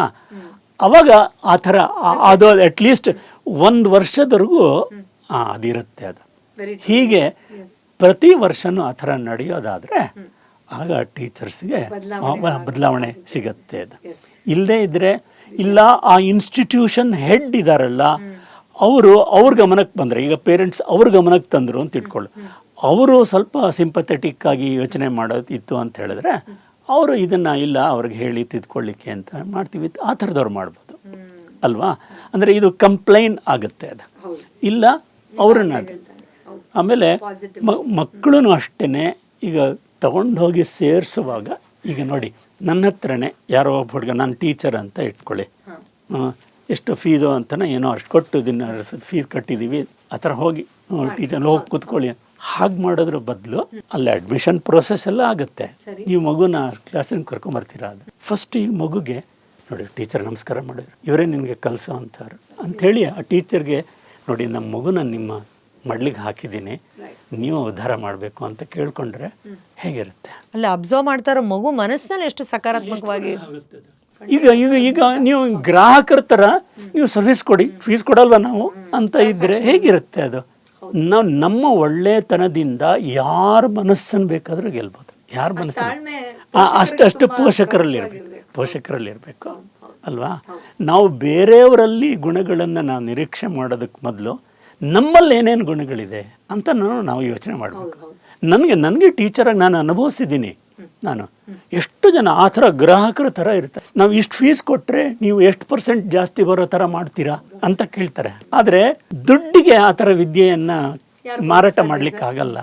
ಅದಕ್ಕೋಸ್ಕರನೇ ಅವ್ರಿಗೂ ಮತ್ತು ಈಗ ಏನು ಈ ಶಿಕ್ಷಣ ಇದೆಯಲ್ಲ, ಏನು ಸ್ಕೂಲಿಗೆ ಕಳಿಸ್ತೀವಲ್ಲ ಶಿಕ್ಷಣ ಇದೆಯಲ್ಲ, ಆ ಶಿಕ್ಷಣಕ್ಕೇ ಪಾಲಕರು ಅಷ್ಟೊಂದು ಮಹತ್ವ ಕೊಡೋದನ್ನು ನಿಲ್ಲಿಸಬೇಕು ಅಂತ ನನಗನ್ಸುತ್ತೆ. ಯಾಕೆಂದರೆ ಪಾಶ್ಚಾತ್ಯ ದೇಶಗಳಲ್ಲೂ ಈ ಥರದೊಂದು ಚಳುವಳಿ ನಡೀತಾ ಇದೆ, ನಿಮಗೆ ಗೊತ್ತಿರ್ಬೋದು ಅದು. ಈಗ ಶಿಕ್ಷಣದ ಬೇಸಿಕ್ ಐಡಿಯಾ ಪ್ರಕಾರನೇ ಒಂದೊಂದು ಮಗುನೂ ಭಿನ್ನ ಅದು ಅಲ್ವಾ?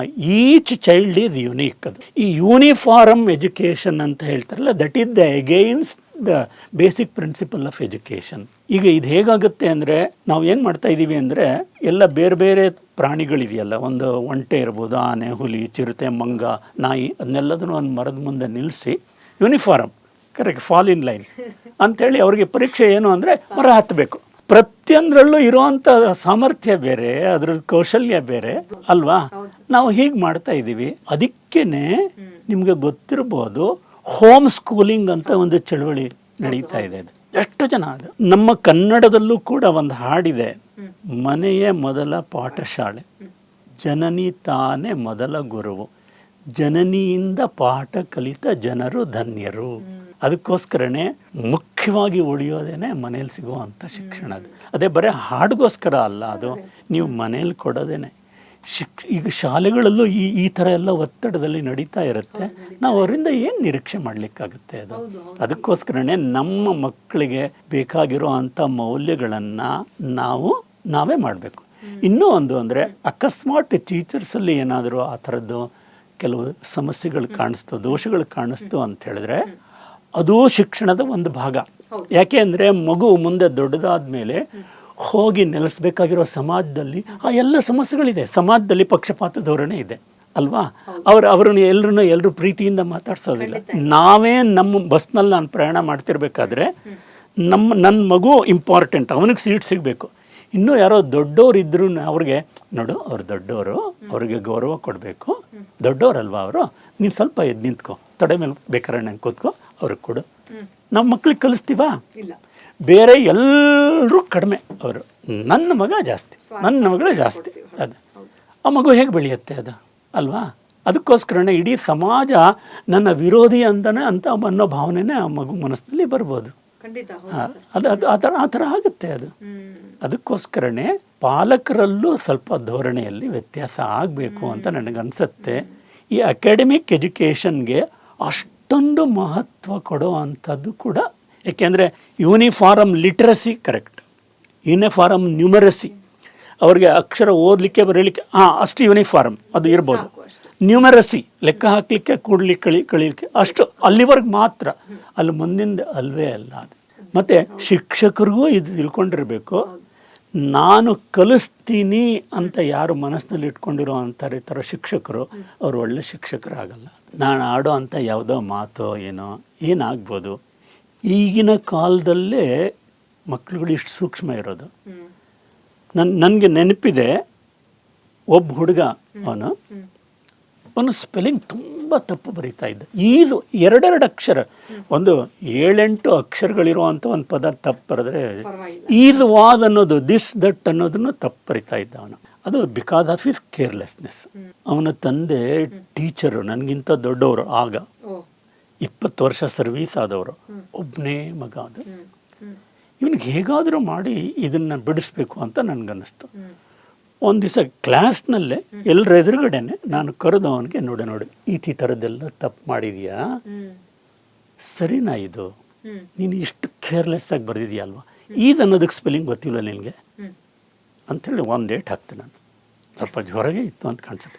ಈಗ ನಾನು ಸಾಹಸ ಮಾಡಲ್ಲ. ಅದು ಅವನು ಮನೇಲಿ ಹೋಗಿ ಹೇಳಿದ್ದಾನೆ ಇದನ್ನು ಈ ಥರ ಮಾಡಿದ್ರು. ನಾನು ಅವ್ನಿಗೇನು ಹೇಳಿದೆ ಅಂದರೆ ನಿಮ್ಮ ಪೇರೆಂಟ್ಸನ್ನು ಕರ್ಕೊಂಬರ್ಬೇಕು. ನನಗೆ ಗೊತ್ತಿತ್ತು ಅವ್ರ ತಂದೆ ಟೀಚರ್ ಅಂಥೇಳಿ, ಪರಿಚಯ ಇದ್ದಂಥವ್ರೇ ಕರ್ಕೊಂಬರ್ಬೇಕು. ಅವ್ರ ಮನೆಯಲ್ಲಿ ಥಿಂಕಿಂಗ್ ನಡೆದಿದೆ, ಒಬ್ಬನೇ ಮಗ ಇವ್ರಿಗೆ ಹೆಂಗೆ ಹೊಡಿತಾರೆ ಟೀಚರರು ಅಂಥೇಳಿ.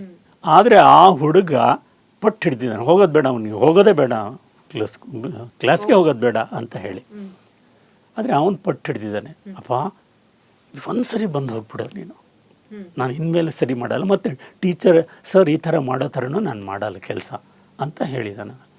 ಅವ್ರು ಬಂದರು, ಅವ್ರು ಬಂದವರೇ ಅವರೆಲ್ಲ ಹೇಳಿದ್ರು ಮನೆಯಲ್ಲಿ ಏನೇನೆಲ್ಲ ಆಯಿತು ಅಂತ ಹೇಳಿ. ಆದರೆ that was A turning point. ಈಗಲೂ ನೆನೆಸ್ಕೋತಾನವನು ಆ ಒಂದು ಟ್ರೀಟ್ಮೆಂಟ್ ಇದೆಯಲ್ಲ. ನಾನು ಅಂದರೆ ನನ್ನ ಇಂಟೆನ್ಷನ್ ಗೊತ್ತಿರುತ್ತೆ ಅವನಿಗೆ. ನಾನು ಅವ್ರ ಮನೆಗೆ ಹೋಗಿ ಅವ್ರನ್ನ ಮಾತಾಡಿಸಿ ಪ್ರೀತಿಯಿಂದ ಎಲ್ಲ ನಾನು ಮನೆಗಳಿಗೂ ವಿಸಿಟ್ ಮಾಡೋ ಅಂಥ ಸ್ವಭಾವ ನಂದಿತ್ತು. ನನಗೆ ಯಾರು ಸ್ಟೂಡೆಂಟ್ಸ್ ಇದ್ದಾರೆ ಅವ್ರು ಯಾರೋ ಅಲ್ಲ, ನನ್ನ ಮಕ್ಕಳಿದ್ದಾಗೆ. ಯಾಕೆ ಅಂತ ಹೇಳಿದ್ರೆ ನೋಡಿ, ನಮ್ಮ ಸ್ವಂತ ಮಕ್ಕಳೇ ಮುಂದೆ ನಮಗೆ ಊಟ ಹಾಕ್ತಾರೋ ಇಲ್ವೋ ಅನ್ನೋದು ಗ್ಯಾರಂಟಿ ಇಲ್ಲ ಈಗಿನ ಸ್ಥಿತಿಯಲ್ಲಿ. ಆದರೆ ಈ ಕ್ಷಣ ನಾವು ಊಟ ಮಾಡ್ತಾ ಇರೋದು ಅವ್ರದ್ದು ಹಣದಿಂದ. ಅದಕ್ಕೋಸ್ಕರನೇ ಅದನ್ನು ಯೋಚನೆ ಮಾಡಬೇಕದು. ಯಾರು ಪ್ರೀತಿಸ್ತಾರಲ್ಲ ಅವರಿಗೆ ಶಿಕ್ಷಿಸುವಂಥ ಹಕ್ಕಿರುತ್ತೆ, ಅದನ್ನು ಒಪ್ಕೋತಾರೆ ಅವರು. ಆಮೇಲೆ ಯಾರು ಬಟ್ ಇಷ್ಟು ಆಳವಾಗಿ ವಿಚಾರಗಳನ್ನ ಮತ್ತೆ ಪೋಷಕರೇ ಅವ್ರ ಮನಸ್ಸಿನಲ್ಲಿ ತುಂಬಬೇಕಾಗತ್ತೆ. ಹೌದಲ್ಲ, ಅದನ್ನ ಹೇಳಿದ್ನಲ್ಲ, ಇಲ್ಲ ಟೀಚರ್ಸ್ಗಾದ್ರೂ ಈ ಥರ ಒಂದು ಪ್ರತಿ ವರ್ಷನೂ ಈ ಥರದ್ದು ಒಂದು ವ್ಯವಸ್ಥೆ ಇರಬೇಕು, ಟೀಚರ್ಸ್ಗೂ ಇರಬೇಕು ಅದು ಅಲ್ವಾ. ಎಷ್ಟೋ ಜನ ಟೀಚರ್ಸು ನಾವು ಯಾವುದೋ ಒಂದು ಉದ್ಯೋಗ, ಎಷ್ಟೋ ಜನ ಟೀಚರ್ಸ್ ಹೇಗಿದ್ದಾರೆ ಅಂದರೆ ಈಗವರೆಗೆ ಎಷ್ಟು ಸಂಬಳ ಬರ್ತಾ ಇದೆಯೋ ಅದಕ್ಕಿಂತ ಇನ್ನು 500 ರೂಪಾಯಿ ಜಾಸ್ತಿ ಸಿಕ್ಕಿದ್ರೆ ಅವ್ರು ಬೇರೆ ಯಾವುದೋ ಕೆಲಸಕ್ಕೆ ಹೋಗಕ್ಕೆ ರೆಡಿ ಇದ್ದಾರೆ. ಅದಕ್ಕೋಸ್ಕರನೇ ಅವರು ಅನ್ವಿಲಿಂಗ್ ಟೀಚರ್ಸ್ ಅಂತಲೇ ಹೇಳ್ಬೋದು. ಆದರೆ ಏನು ಅಂದರೆ ವೃತ್ತಿ ಧರ್ಮ ಅಂತ ಒಂದಿರುತ್ತೆ. ಒಂದು ಡ್ರೈವರ್ ಸೀಟಲ್ಲಿ ಕೂತ್ಕೊಂಡ ಮೇಲೆ ಒಬ್ಬನು, ನಾನು ನನಗೆ ಇಷ್ಟ ಇಲ್ಲದೇ ಈ ಡ್ರೈವರ್ ಸೀಟಲ್ಲಿ ಕೂತಿದ್ದೀನಿ, ಅದಕ್ಕೋಸ್ಕರ ನಾನು ಟ್ರಾಫಿಕ್ ರೂಲ್ಸ್ ಏನೋ ಫಾಲೋ ಮಾಡಲ್ಲ ಅಂತ ಏನಾಗ್ಬೋದು. ಅದಕ್ಕೋಸ್ಕರ ಟೀಚರ್ಸ್ ಯೋಚನೆ ಮಾಡಬೇಕು, ನಾನು ಟೀಚರ್ ಸ್ಥಾನದಲ್ಲಿ ಇದ್ದೀನಿ, ಅದಕ್ಕೋಸ್ಕರನೇ ಈ ಸ್ಥಾನದಲ್ಲಿ ಇದ್ಮೇಲೆ ನಾನು ಯಾವ್ಯಾವುದು ನಿಯಮಗಳನ್ನು, ಯಾವ ಧರ್ಮವನ್ನು ಅನುಸರಿಸಬೇಕು ಅಂತಿದೆಯೋ ಅದನ್ನು ಪಾಲಿಸಲೇಬೇಕು. ಇಲ್ಲದೆ ಇದ್ರೆ ದೊಡ್ಡ ಅನಾಹುತ ಆಗುತ್ತೆ. ನೀನು ಅನ್ವಿಲಿಂಗ್ ಆಗೇನೆ ಕೂತ್ಕೊಂಡಿರ್ಬೋದು. ಎಷ್ಟೋ ಸರಿ ಏನಾಗುತ್ತೆ ಅಂತ ಹೇಳಿದ್ರೆ, ಈಗ ಹೇಳ್ತಾರಲ್ಲ, ನಮಗೆ ಇಷ್ಟಪಟ್ಟಿರೋರ ಜೊತೆಗೆ ಮದುವೆ ಆಗದೆ ಇದ್ರೆ ಯಾರ ಜೊತೆಗೆ ಮದುವೆ ಆಗುತ್ತೋ ಅವರನ್ನು ಇಷ್ಟಪಡಲಿ ಪ್ರಾರಂಭ ಮಾಡಬೇಕು. That is the only option ಇದು. ಸೊ ಟೀಚರ್ಸ್ ಕೆಲಸ ನಮಗೆ ಇಷ್ಟ ಇಲ್ಲ, ಆದರೆ ಇಲ್ಲಿ ಬಂದಿದ ಮೇಲೆ ಇಷ್ಟಪಡ್ಬೋದು, ಸಾಧ್ಯ ಇದೆ ಅಲ್ವಾ. ಆ ಥರ ಅವರು ಯೋಚನೆ ಮಾಡಿದ್ರೆ ಅವಾಗ ಚೆನ್ನಾಗುತ್ತೆ. ಇಲ್ಲ ಅಂದರೆ ನಾನು ಅನ್ವಿಲಿಂಗು ಅಂತ ಹೇಳಿದ್ರೆ ಅವರು ಆಮೇಲೆ ಅವ್ರದ್ದು ಎಷ್ಟೋ ಇಶ್ಯೂಸು ಮ್ಯಾನೇಜ್ಮೆಂಟ್ ಕಡೆ ಇರುತ್ತೆ ಅಥವಾ ಶಿಕ್ಷಣ ಇಲಾಖೆ ಕಡೆಯಿಂದ ಇರುತ್ತೆ. ಆದರೆ ಅವ್ರನ್ನ ಇಲ್ ಟ್ರೀಟ್ ಮಾಡೋದು ಯಾರನ್ನ? ಮಕ್ಕಳನ್ನ. ಅದು ಸರಿ ಇಲ್ಲ. ಎತ್ತಿಗೆ ಜ್ವರ ಬಂದರೆ ಎಮ್ಮೆಗೆ ಬರೆ ಕೊಟ್ಟರು ಅಂತ ಹೇಳ್ತಾರೆ, ಹಾಗಾಗುತ್ತೆ ಅದು. ಸೊ ಅದು ಹಾಗಾಗಬಾರ್ದು ಅದು. ಸೊ ಟೀಚರ್ಸು ಆ ಥರದನ್ನು ತಿಳ್ಕೊಳ್ಬೇಕು ಅದು. ಮತ್ತು ಅವ್ರಿಗೆ ಮಾರ್ಗದರ್ಶನ ಮಾಡೋ ಅಂಥ ಒಂದು ವ್ಯವಸ್ಥೆ ಇರಬೇಕು. ನನ್ನ ಪ್ರಕಾರ ಪ್ರತಿ ವರ್ಷ ಅಕಾಡೆಮಿಕ್ ಇಯರ್ ಮೊದಲೇ ಒಂದು ದಿವಸ ಟೀಚರ್ಸನ್ನು ಮುಕ್ತವಾಗಿ ಅವರಲ್ಲಿ ಮಾತುಕತೆ ನಡೀಲಿ, ಅವರಿಗೆ ಪ್ರೇರಣೆ ಕೊಡೋವಂಥ, ಅವ್ರಿಗೆ ಎಷ್ಟು ಚಾರ್ಜ್ ಆಗಬೇಕು ಅವರು ಅಂದರೆ ವರ್ಷ ಮುಗಿಯೋವರೆಗೂ ಆ ಚಾರ್ಜಲ್ಲೇ ಇರಬೇಕು. ಸರ್, ಇನ್ನು ಕೊನೆಯದಾಗಿ ನೀವು ಬಿಗಿನಿಂಗಲ್ಲೇ ಹೇಳಿದ್ರಿ, ಅವರ ಬ್ಯಾನರ್ಗಳನ್ನು ಹಾಕಿ ಫ್ಲೆಕ್ಸಲ್ಲಿ ಇಷ್ಟು ಪರ್ಸೆಂಟೇಜ್ ಬಂದಿದ್ದೀವಿ ಅನ್ನೋದು ಅವ್ರಿಗೊಂದು ಹೆಮ್ಮೆಯ ವಿಷಯ, ಮತ್ತು ಅದರ ಮೂಲಕ ವಿದ್ಯಾರ್ಥಿಗಳನ್ನ ಅಟ್ರ್ಯಾಕ್ಟ್ ಮಾಡಬೇಕು ಅನ್ನೋದು ಮ್ಯಾನೇಜ್ಮೆಂಟಲ್ಲಿ ಎಷ್ಟೋ ಸಾರಿ ಕೂತಿರೋದ್ರಿಂದ ಆ ಪ್ರೆಷರು ರಿಫ್ಲೆಕ್ಟ್ ಆಗುತ್ತೆ ಅಂತ ಹೇಳಿದ್ರೆ, ನಾನು ಅದ್ರ ಬಗ್ಗೆ ಇನ್ನೊಂದು ಸಣ್ಣ ವಿಷಯ ಹೇಳಿ. ಖಂಡಿತ ಹೇಳಿ ಸರ್. ಅವ್ರ ಸ್ಕೂಲ್ನವರು ಫಸ್ಟ್ ಹಾಕಿರ್ತಾರಲ್ಲ ಅವರ ಬ್ಯಾನರಲ್ಲಿ, ಅದು ಹೆಮ್ಮೆ ವಿಷಯ ಅಂತ ಎಲ್ಲ. ಆ ಸ್ಕೂಲ್ನಲ್ಲಿ ಒಬ್ಬ ಹುಡುಗಿನ ಫೇಲ್ ಆಗಿರ್ತಾಳೆ ಅಂತ ಇಟ್ಕೊಳ್ಳಿ. ಆ ಸ್ಕೂಲ್ನಲ್ಲೇ ಓದಿರೋರಲ್ವಾ, ಹೌದು, ಯಾರು ರ್ಯಾಂಕ್ ಬಂದಲ್ಲ ಅವ್ರಿಗೆ ಯಾರು ಕಲಿಸಿರ್ತಾರೆ? ಅದೇ ಟೀಚರ್ಸೇ ಕಲಿಸಿರ್ತಾರಲ್ವಾ. ಸೊ ಹೇಗೆ ನಾವು ಅದನ್ನ ಹೆಮ್ಮೆಯಿಂದ ನೋಡಿ, ಫಸ್ಟ್ ರ್ಯಾಂಕ್ ಬಂದಿರೋರನ್ನ ಅವ್ರದ್ದು ಅಸೆಂಬ್ಲಿಯಲ್ಲಿ ಕರೆಸಿ ಅವ್ರ ಹತ್ರ ಅದು ಟ್ಯೂಟರ್ಡ್ ಮಾತುಗಳದು, ನಾನು ರ್ಯಾಂಕ್ ಬರಲಿಕ್ಕೆ ಈ ಟೀಚರ್ಸೇ ಕಾರಣ ಅಂತ ಹೇಳಿ ಎಲ್ಲ ಹೇಳಿಸ್ತಾರೆ. ಆದರೆ ಯಾರಾದರೂ ಸ್ಕೂಲ್ನಲ್ಲಿ ಫೇಲ್ ಆಗಿರೋರನ್ನ ತಂದು ಅಸೆಂಬ್ಲಿಲಿ ನಿಲ್ಲಿಸಿ ಎಲ್ಲ ಟೀಚರ್ಸ್ ಅದ್ರ ಕಡೆ, ನಾನು ಫೇಲ್ ಆದೆ, ಇದೇ ಸ್ಕೂಲ್ ವಿದ್ಯಾರ್ಥಿ, ನಾನು ಫೇಲ್ ಆಗಲಿಕ್ಕೆ ಇವರೇ ಕಾರಣ ಅಂತ ಹೇಳಿಸ್ತಾರ. ಅದಕ್ಕೆ ಏನು ಅಂದರೆ ಸಕ್ಸಸ್ ಹ್ಯಾಸ್ 1000 ಫಾದರ್ಸ್ ವೆರಾಸ್ ಫೇಲ್ಯೂರ್ ಇದೆ ಆರ್ಫನ್. ಆಮೇಲೆ ಮಕ್ಕಳು ಯಾರಾದ್ರು ಯಶಸ್ಸುಗೊಳಿಸಿದ್ರೆ ಪಾಲಕರಿಗೆ ಅನ್ಸುತ್ತೆ ಅಂದರೆ ನಾವು ಇಷ್ಟು ಕೇರ್ ತಗೊಂಡಿದ್ದೀವಿ, ನಮ್ಮಿಂದಾಗಿ ಅವನು ಬಂದಿದ್ದಾನೆ. ಆ ಸ್ಟೂಡೆಂಟ್ಗೆ ಅವನಿಗೇನು ಅನಿಸುತ್ತೆ ಅಂತ ಹೇಳಿದ್ರೆ ನಾನು ಪ್ರಯತ್ನ ಪಟ್ಟಿದ್ದೀನಿ ಅದರಿಂದ. ಟೀಚರ್ಗೆ ಏನು ಅನ್ನಿಸ್ತಾ ಇರುತ್ತೆ ಅಂದರೆ ನಾನು ಸರಿಯಾಗಿ ಕಲಿಸ್ದೇ ಇದ್ರೆ ಇವನೆಲ್ಲಿ ಬರ್ತಾ ಇದ್ದ ಅಂತ. ಇದು ಯಾವುದೂ ಸರಿಯಲ್ಲ, ಎಲ್ಲ ಪಾರ್ಷಿಯಲ್ ಟ್ರೂತ್ಸ್ ಅದು ಅಲ್ವಾ. ಒಬ್ಬರ ಬೆಳವಣಿಗೆಯಲ್ಲಿ ಬೇಕಾದ ಜನರದ್ದು ಪಾತ್ರ ಇರುತ್ತೆ. ಟೀಚರ್ಸು ನಾನೇ ಮಾಡಿದೆ ಅಂತ ತಿಳ್ಕೊಂಡ್ರೆ ಅದು ತಪ್ಪು. ಅದು ನಾನು ನೆಪ ಅಷ್ಟೇ, ನನ್ನ ಕರ್ತವ್ಯ ನಾನು ಮಾಡ್ಕೊಂಡು ಹೋಗ್ತಾ ಇರಬೇಕು ಅಷ್ಟೇನೆ. ಸೊ ನೀವು ಹೇಳಿದ್ರಿ ಇಲ್ಲಿ ಒತ್ತಡಕ್ಕೊಳಗಾಗೋದ್ರಲ್ಲಿ ನಿಮ್ಗೆ ಆಶ್ಚರ್ಯ ಅನ್ನಿಸ್ಬಹುದು. ಕಮ್ಮಿ ಮಾರ್ಕ್ಸ್ ತಗೊಳ್ಳೋ ಮಕ್ಕಳು ಬರೋಕ್ಕಿಂತ ಜಾಸ್ತಿ ತುಂಬ ಚೆನ್ನಾಗಿ ಓದೋ ಮಕ್ಕಳೇ ಬರ್ತಾರೆ. ಸ್ಟ್ರೆಸ್ಸು, ಆ್ಯಂಗ್ಸೈಟಿ, ಪ್ಯಾಲ್ಪಿಟೇಷನ್ಸು, ಎಕ್ಸಾಮ್ಗಿಂತ ಮುಂಚೆ ಜ್ವರ ಬಂತು, ಇನ್ಫೆಕ್ಷನ್ ಆಯಿತು, ಅಥವಾ ನನಗೆ ನೈಟ್ ಮೇರ್ಸ್ ಬರ್ತಾ ಇದೆ, ಎಕ್ಸಾಮ್ಗಿಂತ ಒಂದು ವಾರ ಮುಂಚೆ ನಿದ್ರೆನೇ ಸರಿಯಾಗಿ ಬರಲ್ಲ, ಈ ಥರ ಒತ್ತಡಕ್ಕೆ ಕೆಲವೊಂದು ವಿದ್ಯಾರ್ಥಿಗಳಂದರೆ ತುಂಬ ಎಕ್ಸ್ಟ್ರಾರ್ಡಿನರಿ ಪರ್ಫಾರ್ಮೆನ್ಸ್ ಮಾಡಿದವ್ರನ್ನ ನಾವು ಕೇಳಿದಾಗ ಮ್ಯಾನೇಜ್ಮೆಂಟ್ ಅವ್ರನ್ನ ಕರೆದು, ನೋಡಿ ನಿಮ್ಮ ಮೇಲೆ ನಮ್ಗೆ ತುಂಬ ಹೋಪ್ ಇದೆ, ನನಗೆ ಗೊತ್ತಿದೆ ನೀವು 100 ಬಂದೇ ಬರ್ತೀರಾ 4 ಸಬ್ಜೆಕ್ಟಲ್ಲಿ ಮಿನಿಮಮ್ ಅಂತ, ಐ ಆಮ್ ವೆರಿ ಶ್ಯೂರ್ ನೀವು ಮಾಡಲೇಬೇಕು, ನಮ್ಮ ಹೋಪ್ಸ್ ನಿಮ್ಮ ಮೇಲಿದೆ ಅಂತ ಹೇಳಿದಾಗ ಆ ಮಗುವಿನ ಮೇಲೆ ಒತ್ತಡ ಅತಿರೇಕಕ್ಕೆ ಹೋಗಿ ಮತ್ತು ಬೇರೆ ಬೇರೆ ಥರದ ಸಮಸ್ಯೆಗಳು ಬರುವಂಥ ಸಾಧ್ಯತೆಗಳಿವೆ. ಸೊ ಈ ಒಂದು ಮ್ಯಾನೇಜ್ಮೆಂಟಿಗಿರೋ ಎಕ್ಸ್ಪೆಕ್ಟೇಷನ್ನ ಮಗುವಿನ ಮೇಲೆ ಹಾಕಿ ನೀನು ಮಾಡಲೇಬೇಕು, ನೀನು ಮಾಡ್ತೀಯ ಅಂತ ನಂಗೆ ಗೊತ್ತಿದೆ, ಇಲ್ಲಾಂದರೆ ನಮ್ಮ ಸ್ಕೂಲ್ ಹೆಸರು ಉಳಿಸೋದು ಯಾರು, ನಿನ್ನ ಮೇಲೆ ನಂಗೆ ಹೋಪಿದೆ ಅಂತ ಹೇಳೋದು ಎಷ್ಟು ಸರಿ. ಒಂದು ಎರಡನೇದು, ಈ ಉದ್ವೇಗ ಮತ್ತು ಆತಂಕ ಈ ಎಲ್ಲ ಕಾಂಪಿಟೇಟಿವ್ ಎಕ್ಸಾಮ್ಸ್ ಮತ್ತು ಕ್ರಿಟಿಕಲ್ ಎಕ್ಸಾಮ್ಸ್ಗಳ ಜೊತೆಯಲ್ಲೇ ಮಕ್ಕಳಿಗೆ ಅಂಟ್ಕೊಂಡು ಹೋಗುತ್ತೆ. ಆ್ಯಂಡ್ ನಾವು ನಮ್ಮ ವೃತ್ತಿಯಲ್ಲಿ ನೋಡಿರೋ ಹಾಗೆ ಯಾರು ಉದ್ವೇಗವನ್ನು ಸ್ವಲ್ಪ ಮಟ್ಟಿಗೆ ಕಮ್ಮಿ ಮಾಡುವ ಪ್ರಯತ್ನವನ್ನು ಪೋಷಕರು ಶಿಕ್ಷಕರು ಮಾಡ್ತಾರೋ ಅವ್ರ ಪರ್ಫಾರ್ಮೆನ್ಸ್ ತುಂಬ ಈಸಿಯಾಗಿ ಮೇಲೂ ಕೂಡ ಹೋಗುತ್ತೆ. ಬಟ್ ಈ ನಿಟ್ಟಿನಲ್ಲಿ ಯಾರೂ ಗಮನ ವಹಿಸ್ತಾ ಇಲ್ಲ. ಅಯ್ಯೋ ಅದಕ್ಕೆಲ್ಲ ಟೈಮ್ ಇಲ್ಲ, ನಮಗೆ ಸಿಲೆಬಸ್ ತುಂಬ ಕವರ್ ಮಾಡೋದಿದೆ, ಅದಕ್ಕೆಲ್ಲ ಸಮಯ ಇಲ್ಲ, ನನ್ನ ಮಗು ತುಂಬ 10 ಅವರ್ ಓದ್ಕೊಳುತ್ತೆ ಎಕ್ಸಾಮ್ಗಿಂತ ಮುಂಚೆ, ಅದಕ್ಕೆ ಅರ್ಧ ಗಂಟೆ ಧ್ಯಾನ ಮಾಡೋಕ್ಕೆಲ್ಲ ಸಮಯ ಇಲ್ಲ ಅಂತೆಲ್ಲ ಹೇಳ್ತಾರೆ. ಇದನ್ನು ಕೂಡ ಶಿಕ್ಷಣದ ಸಂಸ್ಥೆಯ ಒಂದು ವ್ಯವಸ್ಥೆಯಲ್ಲಿ ಅಳವಡಿಸ್ಕೊಳ್ಳೋದು ಅತ್ಯಂತ ಮುಖ್ಯ ಅಂತ ಆರೋಗ್ಯದ ದೃಷ್ಟಿಯಲ್ಲಿ ನನ್ನ ಭಾವನೆ. ನಿಮ್ಮ ಅಭಿಪ್ರಾಯ ಏನು? ಸೊ ಇವೆರಡೂ ವಿಚಾರವಾಗಿ ದಯವಿಟ್ಟು ಸ್ವಲ್ಪ ತಿಳಿಸ್ಕೊಡಿ. ಎಸ್ ನೋಡಿ, ಪರೀಕ್ಷೆ ಮತ್ತು ಅದರ ಫಲಿತಾಂಶ ಇದೆಯಲ್ಲ, ಅದಕ್ಕೆ ಅಷ್ಟೊಂದು ಅತಿರೇಕದ ಮಹತ್ವ ಕೊಡೋ ಅಂಥದ್ದು ತಪ್ಪು. ಆಮೇಲೆ ಪಾಲಕರದ ವಿಷಯಕ್ಕೆ ಬರ್ತೀನಿ ನಾನು. ಪಾಲಕರು ತಮ್ಮ ಮಕ್ಕಳನ್ನ ನನ್ನ ಮಗು ಅನ್ನೋ ಕಾರಣದಿಂದನೇ ಅವರನ್ನು ಪ್ರೀತಿಸೋ ಥರ ಆಗಬೇಕು. A parents love for their wards it should be unconditional. ನೀನಿಷ್ಟು ಮಾರ್ಕ್ಸ್ ತೊಗೊಂಡ್ರೆ ಮಾತ್ರ ನನ್ನ ಮಗ, ಇಲ್ಲದ್ರೆ ನೀನು ಮಗನೇ ಅಲ್ಲ, ನನ್ನ ಮಗಳೇ ಅಲ್ಲ ಹಾಗೆ ಹೇಳ್ತಾರೆ. ನನಗೆ ಒಬ್ಬರು ಫೋನ್ ಮಾಡಿ, ಇತ್ತೀಚೆಗೆ ಒಬ್ಬ ತಾಯಿ ಫೋನ್ ಮಾಡಿ ಹೇಳಿದ್ರು, ನೋಡಿ 2 ಸರಿ ಟೆಸ್ಟ್, ಅದು ಎಕ್ಸಾಮು ಅಲ್ಲ, ಟೆಸ್ಟಲ್ಲಿ ಕಡಿಮೆ ಮಾರ್ಕ್ಸ್ ಬಂದಿದೆ ಅಂಥೇಳಿ ಅವ್ರ ತಂದೆ ಅವರನ್ನು ಮಾತೇ ಆಡಿಸ್ತಾ ಇಲ್ಲ. ನಾನು ಒಂದು ಅರ್ಧ ಗಂಟೆ ಕ್ಲಾಸ್ ತೊಗೊಂಡೆ. ಸರ್ ಈ ಥರ ಯಾರು ನನಗೆ ಇದುವರೆಗೂ ಹೇಳೇ ಇರಲಿಲ್ಲ ಸರ್ ಅಂತ ಹೇಳಿರೋದು. ನಾನು ಹೇಳಿದೆ, ನೋಡಿ ಇಡೀ ಪ್ರಪಂಚ ಹೇಗಿದೆ ಅಂದರೆ ಅಲ್ಲಿ ಮಕ್ಕಳಿಗೆ ಪ್ರೀತಿನೋ ಏನೋ ಭರವಸೆನೋ ಸಿಗೋ ಥರ ಇಲ್ಲ. ನೀವು ಮನೆಯಲ್ಲೂ ಅದು ಸಿಗದೆ ಇರೋ ಥರ ಮಾಡಿಬಿಟ್ರೆ ಆ ಮಗು ಹೇಗೆ ಬೆಳಿಬೋದು ಅಲ್ವಾ? ಮನೆಯೇ ಅದು ಏನು ಒಂದು ನೆಮ್ಮದಿಯ ಸ್ಥಾನ ಆಗಬೇಕದು. ಈಗ ಯಾರು ನನ್ನ ಜೊತೆಗಿಲ್ಲಿದ್ರು, ಇಡೀ ಪ್ರಪಂಚನೇ ವಿರೋಧಿಸಿದ್ರು ನನ್ನ ತಂದೆ ತಾಯಿಗಳು ನನ್ನ ಜೊತೆಗಿದ್ದಾರೆ ಅಂತ ಆ ಮಗುಗೆ ಅನ್ನಿಸ್ಬೇಕು.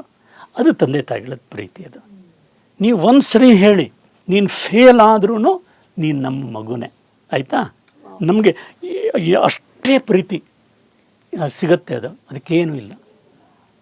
ಆಗ ಆ ಮಗು ಹೇಗೆ ಬೆಳಿಬೋದು? ನೀನು ಪ್ರಯತ್ನ ಮಾಡಮ್ಮ, ಮಾರ್ಕ್ಸ್ ಬಗ್ಗೆ ನೀನು ಯೋಚನೆ ಮಾಡಬೇಡ. ನಮಗೆ ನಿನ್ನ ಪ್ರಯತ್ನದಲ್ಲಿ ನಂಬಿಕೆ ಇದೆ, ಅದಕ್ಕೆ ಪ್ರಯತ್ನ ಮಾಡು. ಆದರೆ ನೀನು ಎಷ್ಟು ಕಡಿಮೆ ಮಾರ್ಕ್ಸ್ ಬಂದ್ರೂ ನನಗೆ ಯೋಚನೆ ಇಲ್ಲ. ನೀ ಫೇಲ್ ಆದರೂ ಕೂಡ ನೀನು ನನ್ನ ಮಗ ಅಥವಾ ನೀನು ನನ್ನ ಮಗಳು. ತಂದೆ ತಾಯಿಗಳು ಒಂದು ಸರಿ ಆದರೂ ಹೇಳಿದ್ರೆ ತುಂಬ ಕಮ್ಮಿ ಸರ್ ಈ ಥರ ಹೇಳಿರೋದನ್ನು ಕೇಳಿರೋದು. ಹೌದು, ಹೇಳಲ್ಲ. ಅದಕ್ಕೋಸ್ಕರನೇ ಹಾಗಾಗುತ್ತೆ ಅದು. ಆಮೇಲೆ ಈಗ ಪರೀಕ್ಷೆ ಫಲಿತಾಂಶ ಇದೆಯಲ್ಲ, ಅದು ಎಷ್ಟು ವಾಸ್ತವ ಅಲ್ಲ ಅನ್ನೋದಕ್ಕೋಸ್ಕರನೇ ಹೇಳ್ತೀನಿ ನಾನು. ಈಗ ಪರೀಕ್ಷೆನೇ ನೆನಪಿಟ್ಕೊಂಡು ಬರೋದ್ರೆ ಮಾರ್ಕ್ಸ್ ಸಿಗುತ್ತೆ ನಿಮಗೆ. ಈಗ ನೋಡಿ, ಸುಮ್ಮನೆ ಉದಾಹರಣೆಗೆ ಹೇಳ್ತೀನಿ. ವೇಲೆನ್ಸಿ ಅಂತ ಒಂದು ಬರುತ್ತೆ. ವೇಲೆನ್ಸಿ ಇದ್ದ combining capacity of N element ಅಂತ ಅದು ಅವನು ಹುಡುಗ ಬರೆದಿರ್ತಾನೆ, ಅವನಿಗೆ ಫುಲ್ ಮಾರ್ಕ್ಸ್ ಸಿಗುತ್ತೆ ಅದು. ಆದರೆ ವೇಲೆನ್ಸಿ ಅನ್ನೋ ಕಾನ್ಸೆಪ್ಟ್ ಇದೆಯಲ್ಲ, ಅರ್ಥನೇ ಆಗಿರಲ್ಲ. ಟೀಚರ್ಸು ಕೂಡ ಅವನು ಅರ್ಥ ಮಾಡ್ಕೊಂಡಿದ್ದಾನೋ ಇಲ್ವೋ ಅಂತ ಚೆಕ್ ಮಾಡಲ್ಲ ಅದು. ಈಗ ನಾನು ಹೇಳ್ತೀನಿ, ನಾನು ಈ ಉತ್ತರ ಕೊಟ್ಟರೆ ಅದು ಸಾಲದು, ನನಗೆ ಏನೋ ಅರ್ಥ ಆಗಿಲ್ಲ ಅಂತ ತಿಳ್ಕೊ, ನೀನು ನನಗೆ ಅರ್ಥ ಮಾಡಿಸೋ ಥರ ನೀನು ಎಕ್ಸ್ಪ್ಲೈನ್ ಮಾಡು, ಅವಾಗ ನಾನು ಒಪ್ಕೋತೀನಿ ಅಂತ ನಾನು ಹೇಳ್ತೀನಿ. ಈಗ ಉದಾಹರಣೆಗೆ HCl ಅಂತ ಇದೆ, ಅಲ್ಲಿ ಕ್ಲೋರಿನ್ 1 ಆಟಮ್ ಆಫ್ ಹೈಡ್ರೋಜನ್ ಸೇರಿರುತ್ತೆ, ಅದರದ್ದು ವೇಲೆನ್ಸಿ 1. H2O ಅಂತ ಇದೆ, 1 ಆಕ್ಸಿಜನ್ ಆಟಮ್ 2 ಹೈಡ್ರೋಜನ್ ಆಟಮ್ ಜೊತೆ ಕಂಬೈನ್ ಆಗಿದ್ದರೆ ಅದ್ರದ್ದು ವೇಲೆನ್ಸಿ 2. NH3 ಅಂತ ಇದೆ, ಅಮೋನಿಯಾ, 1 ನೈಟ್ರೋಜನ್ನು 3 ಹೈಡ್ರೋಜನ್ ಜೊತೆ ಕಂಬೈನ್ ಆಗಿದೆ, 3 ವೇಲೆನ್ಸಿ ಅದ್ರದ್ದು ಕಂಬೈನಿಂಗ್ ಕೆಪಾಸಿಟಿ ಅಂತ ಹೇಳಿ. ಹುಡುಗ ಆ ಥರ ಆನ್ಸರ್ ಹೇಳೋ ಥರ ಇರಬೇಕು. ನಾವು ರೆಡಿ ಮಾಡ್ತೀವ ಅದನ್ನು, combining capacity of the element ಅಂತ ಹೇಳಿದ ತಕ್ಷಣ first class, very good, sit down. ಇದಲ್ಲ, ಇದು ಶಿಕ್ಷಣ ಅಲ್ಲ. ಇದು ಆ ವೇಲೆನ್ಸಿ ಇದ್ದ combining capacity of N element ಅನ್ನೋದು ನಿಮ್ಮ ಮೊಬೈಲ್ ಇದ್ದರೆ ಅದನ್ನು ತೆಗೆದು ಗೂಗಲ್ ಸರ್ಚ್ ಮಾಡಿದ್ರೆ ವಾಟ್ ಇಸ್ ವೇಲೆನ್ಸಿ ಸಿಗುತ್ತೆ. ಯಾವುದು instant at the finger print ಸಿಗುತ್ತೋ ಅದನ್ನು ಬಾಯ್ಪಾಠ ಯಾಕೆ ಮಾಡಬೇಕು? ಅವನು ಎಷ್ಟು ಮೂರ್ಖತನ ಅಲ್ವಾ ನಾವು ಶಿಕ್ಷಣ ಕೊಡ್ತಾ ಇರೋದು. ಅವನು ಅರ್ಥ ಮಾಡ್ಕೊಳ್ಬೇಕು, ಆ ಕಾನ್ಸೆಪ್ಟನ್ನು ಅರ್ಥ ಮಾಡ್ಕೋಬೇಕಾಗಿದೆ. ಇದನ್ನೇ ನಾನು ರೋಟ್ ಟೀಚಿಂಗ್ ಅಂತ ನಾನು ಕರೆಯೋದು. ಎಸ್ ಸರ್, ಈ ನಿಟ್ಟಿನಲ್ಲಿ ನೀವು ಒಂದು ಪುಸ್ತಕ ಕೂಡ ಬರೆದಿದ್ದೀರಾ ಅಂತ ಕೇಳ್ಪಟ್ಟೆ. ಸೊ ಅಲ್ಲಿ ಈ ಥರದ ಮೌಲ್ಯಗಳ ವಿಚಾರವಾಗಿ ಮತ್ತು ನಿಜವಾದ ಶಿಕ್ಷಣದ ವಿಚಾರವಾಗಿ, ನಿಜವಾದ ಟೀಚರ್ ಏನು ಮಾಡಬೇಕು ಅನ್ನೋದು ಇದೆ ಅದರಲ್ಲಿ, ಆ ಪುಸ್ತಕದಲ್ಲಿ. ಅದು ಆ್ಯಂಡ್ ಶ್ರೀಮತಿ ಸುಧಾಮೂರ್ತಿ ಅವರು ಆ ಪುಸ್ತಕವನ್ನು ಬಿಡುಗಡೆ ಮಾಡಿದ್ರು ಅಂತ ಕೇಳ್ಪಟ್ವಿ. ಸೊ ಸರ್, ನಾನು ಆಗಲೇ ಹೇಳಿದಾಗೆ ಈಗ ಅವರ ಮನಸ್ಸನ್ನು, ವಿದ್ಯಾರ್ಥಿಗಳ ಮನಸ್ಸನ್ನು ಶಾಂತವಾಗಿ ಇಟ್ಕೊಳ್ಳೋ ನಿಟ್ಟಿನಲ್ಲಿ, ಅಂದರೆ ಅದು ಯಾವುದೋ ಒಂದು ನಿರ್ದಿಷ್ಟವಾದ ದೇವರು ಅಥವಾ ನಂಬಿಕೆಯನ್ನು ಮೀರಿ ಮನಸ್ಸು ಅನ್ನೋದು ಎಲ್ಲರಿಗೂ ಸಂಬಂಧಪಟ್ಟಿರೋದು. ಸೊ ಎಲ್ಲ ವಿದ್ಯಾರ್ಥಿಗಳಿಗೂ ಆ ಒಂದು ಸಮಾಧಾನಕರ ಮನಸ್ಥಿತಿಯನ್ನು ತಮ್ಮ ಒಳಗಡೆ ಸ್ಥಾಪನೆ ಮಾಡ್ಕೊಳ್ಳೋಕ್ಕೆ ಒಂದು ಸಣ್ಣ ಮಾರ್ಗದರ್ಶನ. ಅದು ಎಷ್ಟು ಇಡೀ ಅಷ್ಟು ಅವರ್ಸ್ ಇರ್ತಾರೆ ಮಕ್ಕಳು ಶಾಲೆಯಲ್ಲಿ, ಒಂದು 5 ಮಿನಿಟ್ಸ್ ಅದಕ್ಕೆ ಡೆಡಿಕೇಟೆಡ್ ಆಗಿ ಸಮಯ ಕೊಡುವಂಥದ್ದು. ಮತ್ತು ನಾವು ಎಲ್ಲರೂ ಭಾವನಾತ್ಮಕವಾಗಿ ಒಂದಲ್ಲ ಒಂದಿನ ಏರುಪೇರಿಗೆ ಒಳಗಾಗ್ತೀವಿ. ಸೊ ಶಿಕ್ಷಕರೋ, ಪೋಷಕರೋ ಅಥವಾ ವಿದ್ಯಾರ್ಥಿಗಳು ಆ ಒಂದು ಏರಿಳಿತಗಳಿಗೆ ಒಳಗಾಗೋದು ಸಾಮಾನ್ಯ. ಬಟ್ ಅದಕ್ಕೆ ಅಂತ ಒಂದು ಥೆರಪಿ ಅಂತಾನೋ ಅಥವಾ ಒಂದು ಮೆಡಿಟೇಷನ್ ಅಂತಾನೋ ಒಂದು ತಯಾರಿ ಅಂತಾನೋ ಅವ್ರಿಗೆ ಕೊಟ್ಟಾಗ ಈ ವಿಚಾರಗಳನ್ನು ಮನಸ್ಸಿಂದ ತೆಗೆದುಹಾಕಿ ನಿಜವಾಗ್ಲೂ ನಾನು ಇಲ್ಲಿ ಏನಕ್ಕೆ ಬಂದಿದ್ದೀನಿ, ನಾನು ಏನನ್ನು ಮಾತ್ರ ತಗೊಳ್ಬೇಕು, ನೀವಾಗಲೇ ಹೇಳಿದಾಗೆ ಆ ವಿಚಾರಗಳನ್ನು ಅರ್ಥೈಸ್ಕೊಳ್ಳೋ ಅಂಥ ಒಂದು ಸಾಮರ್ಥ್ಯ ಒಳಗಡೆ ಜಾಗೃತ ಆಗುತ್ತಲ್ಲ, ಅದನ್ನು ಕೂಡ ಸಂಪೂರ್ಣವಾಗಿ ಬಹುಪಾಲು ಶಾಲೆಗಳು ನಿರ್ಲಕ್ಷ್ಯ ಮಾಡಿದ್ದಾರೆ. ಅದು ಎಷ್ಟು ಮುಖ್ಯ ಅಂತ ನಿಮ್ಗನ್ಸುತ್ತೆ ಶಿಕ್ಷಕರಾಗಿ? ಇದಕ್ಕೆ ಒಂದು ವ್ಯವಸ್ಥೆನೇ, ಈಗ ರಾಮಕೃಷ್ಣಾಶ್ರಮ ಇದೆಯಲ್ಲ, ಅವರಿಂದನೇ ಮೌಲ್ಯ ಶಿಕ್ಷಣ ಅಂಥೇಳೇ ಅವರು ಯಾವುದೇ ಶಾಲೆಯ ಟೀಚರ್ಸು ಇಷ್ಟಪಟ್ಟರೆ ಅವರಿಗೆ ಟ್ರೈನಿಂಗ್ ಕೊಡ್ತಾರೆ. ಅವರು ವಯಸ್ಸಿನ, ಅಂದರೆ 5th ಸ್ಟ್ಯಾಂಡರ್ಡಲ್ಲಿರೋ ಮಗು, 6th ಸ್ಟ್ಯಾಂಡರ್ಡ್, ಅವರಲ್ಲಿರೋ ಅಂಥ ಮನಸ್ಸಿನ ಮಟ್ಟ ಇದೆಯಲ್ಲ, ಅದನ್ನು ನೋಡಿಕೊಂಡು ಕೆಲವು ಕಥೆಗಳಿರೋ ಅಂಥದ್ದು, ಅವ್ರ ಮೇಲೆ ಇಂಪ್ಯಾಕ್ಟ್ ಮಾಡೋ ಥರ ಕಥೆಗಳಿರುವಂಥ ಟೆಕ್ಸ್ಟ್ ಬುಕ್ಸ್ ಮಾಡಿದ್ದಾರೆ. ಮೌಲ್ಯ ಅದನ್ನು ಉಚಿತವಾಗಿ ಕೊಡ್ತಾರೆ, ಪ್ರತಿಯೊಂದು ಮಗುಗೂ ಕೊಡ್ತಾರೆ. ಆದರೆ ಅದನ್ನು ಅಳವಡಿಸ್ಕೋಬೇಕು. ವಾರದಲ್ಲಿ ಒಂದು ಪೀರಿಯಡನ್ನು ಆ ಥರ ಶಿಕ್ಷಣಕ್ಕೆ ಅಂತ ಯಾರಾದರೂ ಒಬ್ಬರು ಟೀಚರು ಅದನ್ನು ಕಲಿಸ್ಲಿಕ್ಕೆ ರೆಡಿ ಇರಬೇಕು. ಟೆಕ್ಸ್ಟ್ ಬುಕ್ಸು ಈ ಕನ್ನಡದಲ್ಲೂ ಇದೆ, ಇಂಗ್ಲೀಷ್ನಲ್ಲೂ ಇದೆ. ಅದು ಮೌಲ್ಯ ಶಿಕ್ಷಣ ಅಂತ, ಅದು ನ್ಯಾಷನಲ್ ಲೆವೆಲ್ನಲ್ಲಿ ಇದೆ. ಅದಕ್ಕೆ ಬೇಕಾ ಆ ಟೀಚರ್ಸ್ಗೆ ಏನೇನು ಬೇಕೋ ಅದಕ್ಕೂ ಬುಕ್ ಪ್ರಿಂಟ್ ಮಾಡಿದ್ದಾರೆ ಅವರು. ಸೊ ಯಾವುದೇ ಶಾಲೆ ಬೇಕಾದರೆ ತಮ್ಮದೇನೂ ಖರ್ಚಿಲ್ಲ, ಅಂದರೆ ಒಬ್ಬ ಟೀಚರನ್ನು ಅದಕ್ಕೆ ಅಂತ ಕಳಿಸ್ಬೇಕು. ಟ್ರೈನಿಂಗ್ ಅಂತ ಬುಕ್ಸ್ ಅವರು ಕಳಿಸ್ತಾರೆ, ಆಯಿತಾ? ಅದೇ ಈಗ ಮೈಸೂರಿನಲ್ಲಿ ರಾಮಕೃಷ್ಣ ವಿದ್ಯಾಶಾಲಾ ಅಂತ ಇದೆ, ರಾಮಕೃಷ್ಣಾಶ್ರಮದ ದೊಡ್ಡ ಶಾಲೆ ಇದೆ. ಸೊ ಅಲ್ಲಿ ಆ ಥರದ್ದು ಟ್ರೈನಿಂಗ್ ಕೂಡ ಎಲ್ಲ ಕೊಡೋ ಅಂಥದ್ದಿದೆ. ತುಂಬ ಸೊಗಸಾಗಿರುವಂಥ ಟೆಕ್ಸ್ಟ್ ಬುಕ್ಸನ್ನು ಅವರು ಪ್ರಿಂಟ್ ಮಾಡಿದ್ದಾರೆ. ಎಲ್ಲ ಶಾಲೆಗಳಲ್ಲೂ ಆ ಥರದ್ದು ಒಂದು ಮೌಲ್ಯ ಶಿಕ್ಷಣ ಅಂತ ಸೇರಿಕೊಂಡ್ರೆ ಖಂಡಿತವಾಗಿಯೂ ಅಂಥ ಶಾಲೆಗಳಲ್ಲಿ ಮೌಲ್ಯದ ಬಗ್ಗೆ ಜಾಸ್ತಿ ಒಂದು ಕನ್ಸರ್ನ್ ತೋರಿಸೋ ಥರ ಆಗುತ್ತೆ ಅಂತ. ಸರ್, ಇಷ್ಟೊತ್ತು ನಮ್ಮ ಜೊತೆಲಿದ್ದು ವಿದ್ಯಾರ್ಥಿಗಳು ತನ್ನ ಜವಾಬ್ದಾರಿಯನ್ನು ಹೇಗೆ ಗಮನಿಸಬೇಕು, ಪೋಷಕರ ಪಾತ್ರ ಎಷ್ಟು ಮುಖ್ಯ ಆಗುತ್ತೆ, ಮತ್ತು ಶಿಕ್ಷಕರು ಮೌಲ್ಯಗಳ ಜೊತೆಯಲ್ಲಿ ತಮ್ಮ ಒತ್ತಡವನ್ನು ನಿಭಾಯಿಸಿ ವಿದ್ಯಾರ್ಥಿಗಳಿಗೆ ಸಮಸ್ಯೆ ಆಗದೆ ಇರೋ ಥರ ಹೇಗೆ ತಮ್ಮ ಮೇಲೆ ತಾವು ವರ್ಕ್ ಮಾಡಬೇಕು, ಎಲ್ಲ ವಿಚಾರಗಳನ್ನು ವಿಸ್ತಾರವಾಗಿ ಹೇಳಿಕೊಟ್ರಿ. ತುಂಬ ಧನ್ಯವಾದಗಳು ಸರ್ ನಿಮಗೆ. ವೀಕ್ಷಕರೇ, ಈ ವಿಚಾರಗಳನ್ನು ನಾವು ನಮ್ಮ ರೀತಿಯಲ್ಲಿ ಹೇಗೆ ಅಳವಡಿಸ್ಕೊಳ್ಬಹುದು, ಅಂದರೆ ನಾವು ವಿದ್ಯಾರ್ಥಿಗಳಾಗಿದ್ದರೆ ನಾವು ಯಾವ ವಿಚಾರಗಳನ್ನು ತಗೊಳ್ಬೇಕು, ಶಿಕ್ಷಕರಾಗಿದ್ದರೆ ನಾವು ಎಲ್ಲಿ ತಿದ್ದುಪಡಿ ಮಾಡ್ಕೊಳ್ಬೇಕಾಗಿದೆ, ಪೋಷಕರಾಗಿದ್ದರೆ ಹೇಗೆ ನಾವು ವಿಸ್ತಾರವಾಗಿ ಸ್ವಲ್ಪ ಯೋಚನೆ ಮಾಡಿ ಆ ವಿಚಾರವನ್ನು ಸೂಕ್ತವಾದ ರೀತಿಯಲ್ಲಿ ನಮ್ಮ ಮಕ್ಕಳಿಗೆ ವರ್ಗಾವಣೆ ಮಾಡಬೇಕು. ಈ ನಿಟ್ಟಿನಲ್ಲಿ ನಿಮ್ಮ ಜವಾಬ್ದಾರಿಯನ್ನು ಅರ್ಥ ಮಾಡ್ಕೊಂಡಿದ್ದೀರಾ ಈ ವಿಡಿಯೋ ಮೂಲಕ ಅಂತ ಅಂದ್ಕೊಂಡಿದ್ದೀವಿ. ನಿಮ್ಮ ಕಮೆಂಟ್ಸನ್ನು ದಯವಿಟ್ಟು ಎಕ್ಸ್ಪ್ರೆಸ್ ಮಾಡಿ ಮತ್ತು ಈ ವಿಡಿಯೋ ನಿಮಗೆ ಇಷ್ಟ ಆಗಿದರೆ ನಿಮ್ಮ ಆಪ್ತರಲ್ಲೂ ಕೂಡ ಹಂಚ್ಕೊಳ್ಳಿ. ಮುಂದಿನ ಬಾರಿ ಇನ್ನೊಂದು ಔಷಧ ರಹಿತ ಚಿಕಿತ್ಸೆಯ ಸಲಹೆ ಜೊತೆ ಮತ್ತೆ ಭೇಟಿಯಾಗ್ತೀವಿ. ಎಲ್ರಿಗೂ ಒಳ್ಳೆಯದಾಗಲಿ. ನಮಸ್ಕಾರ.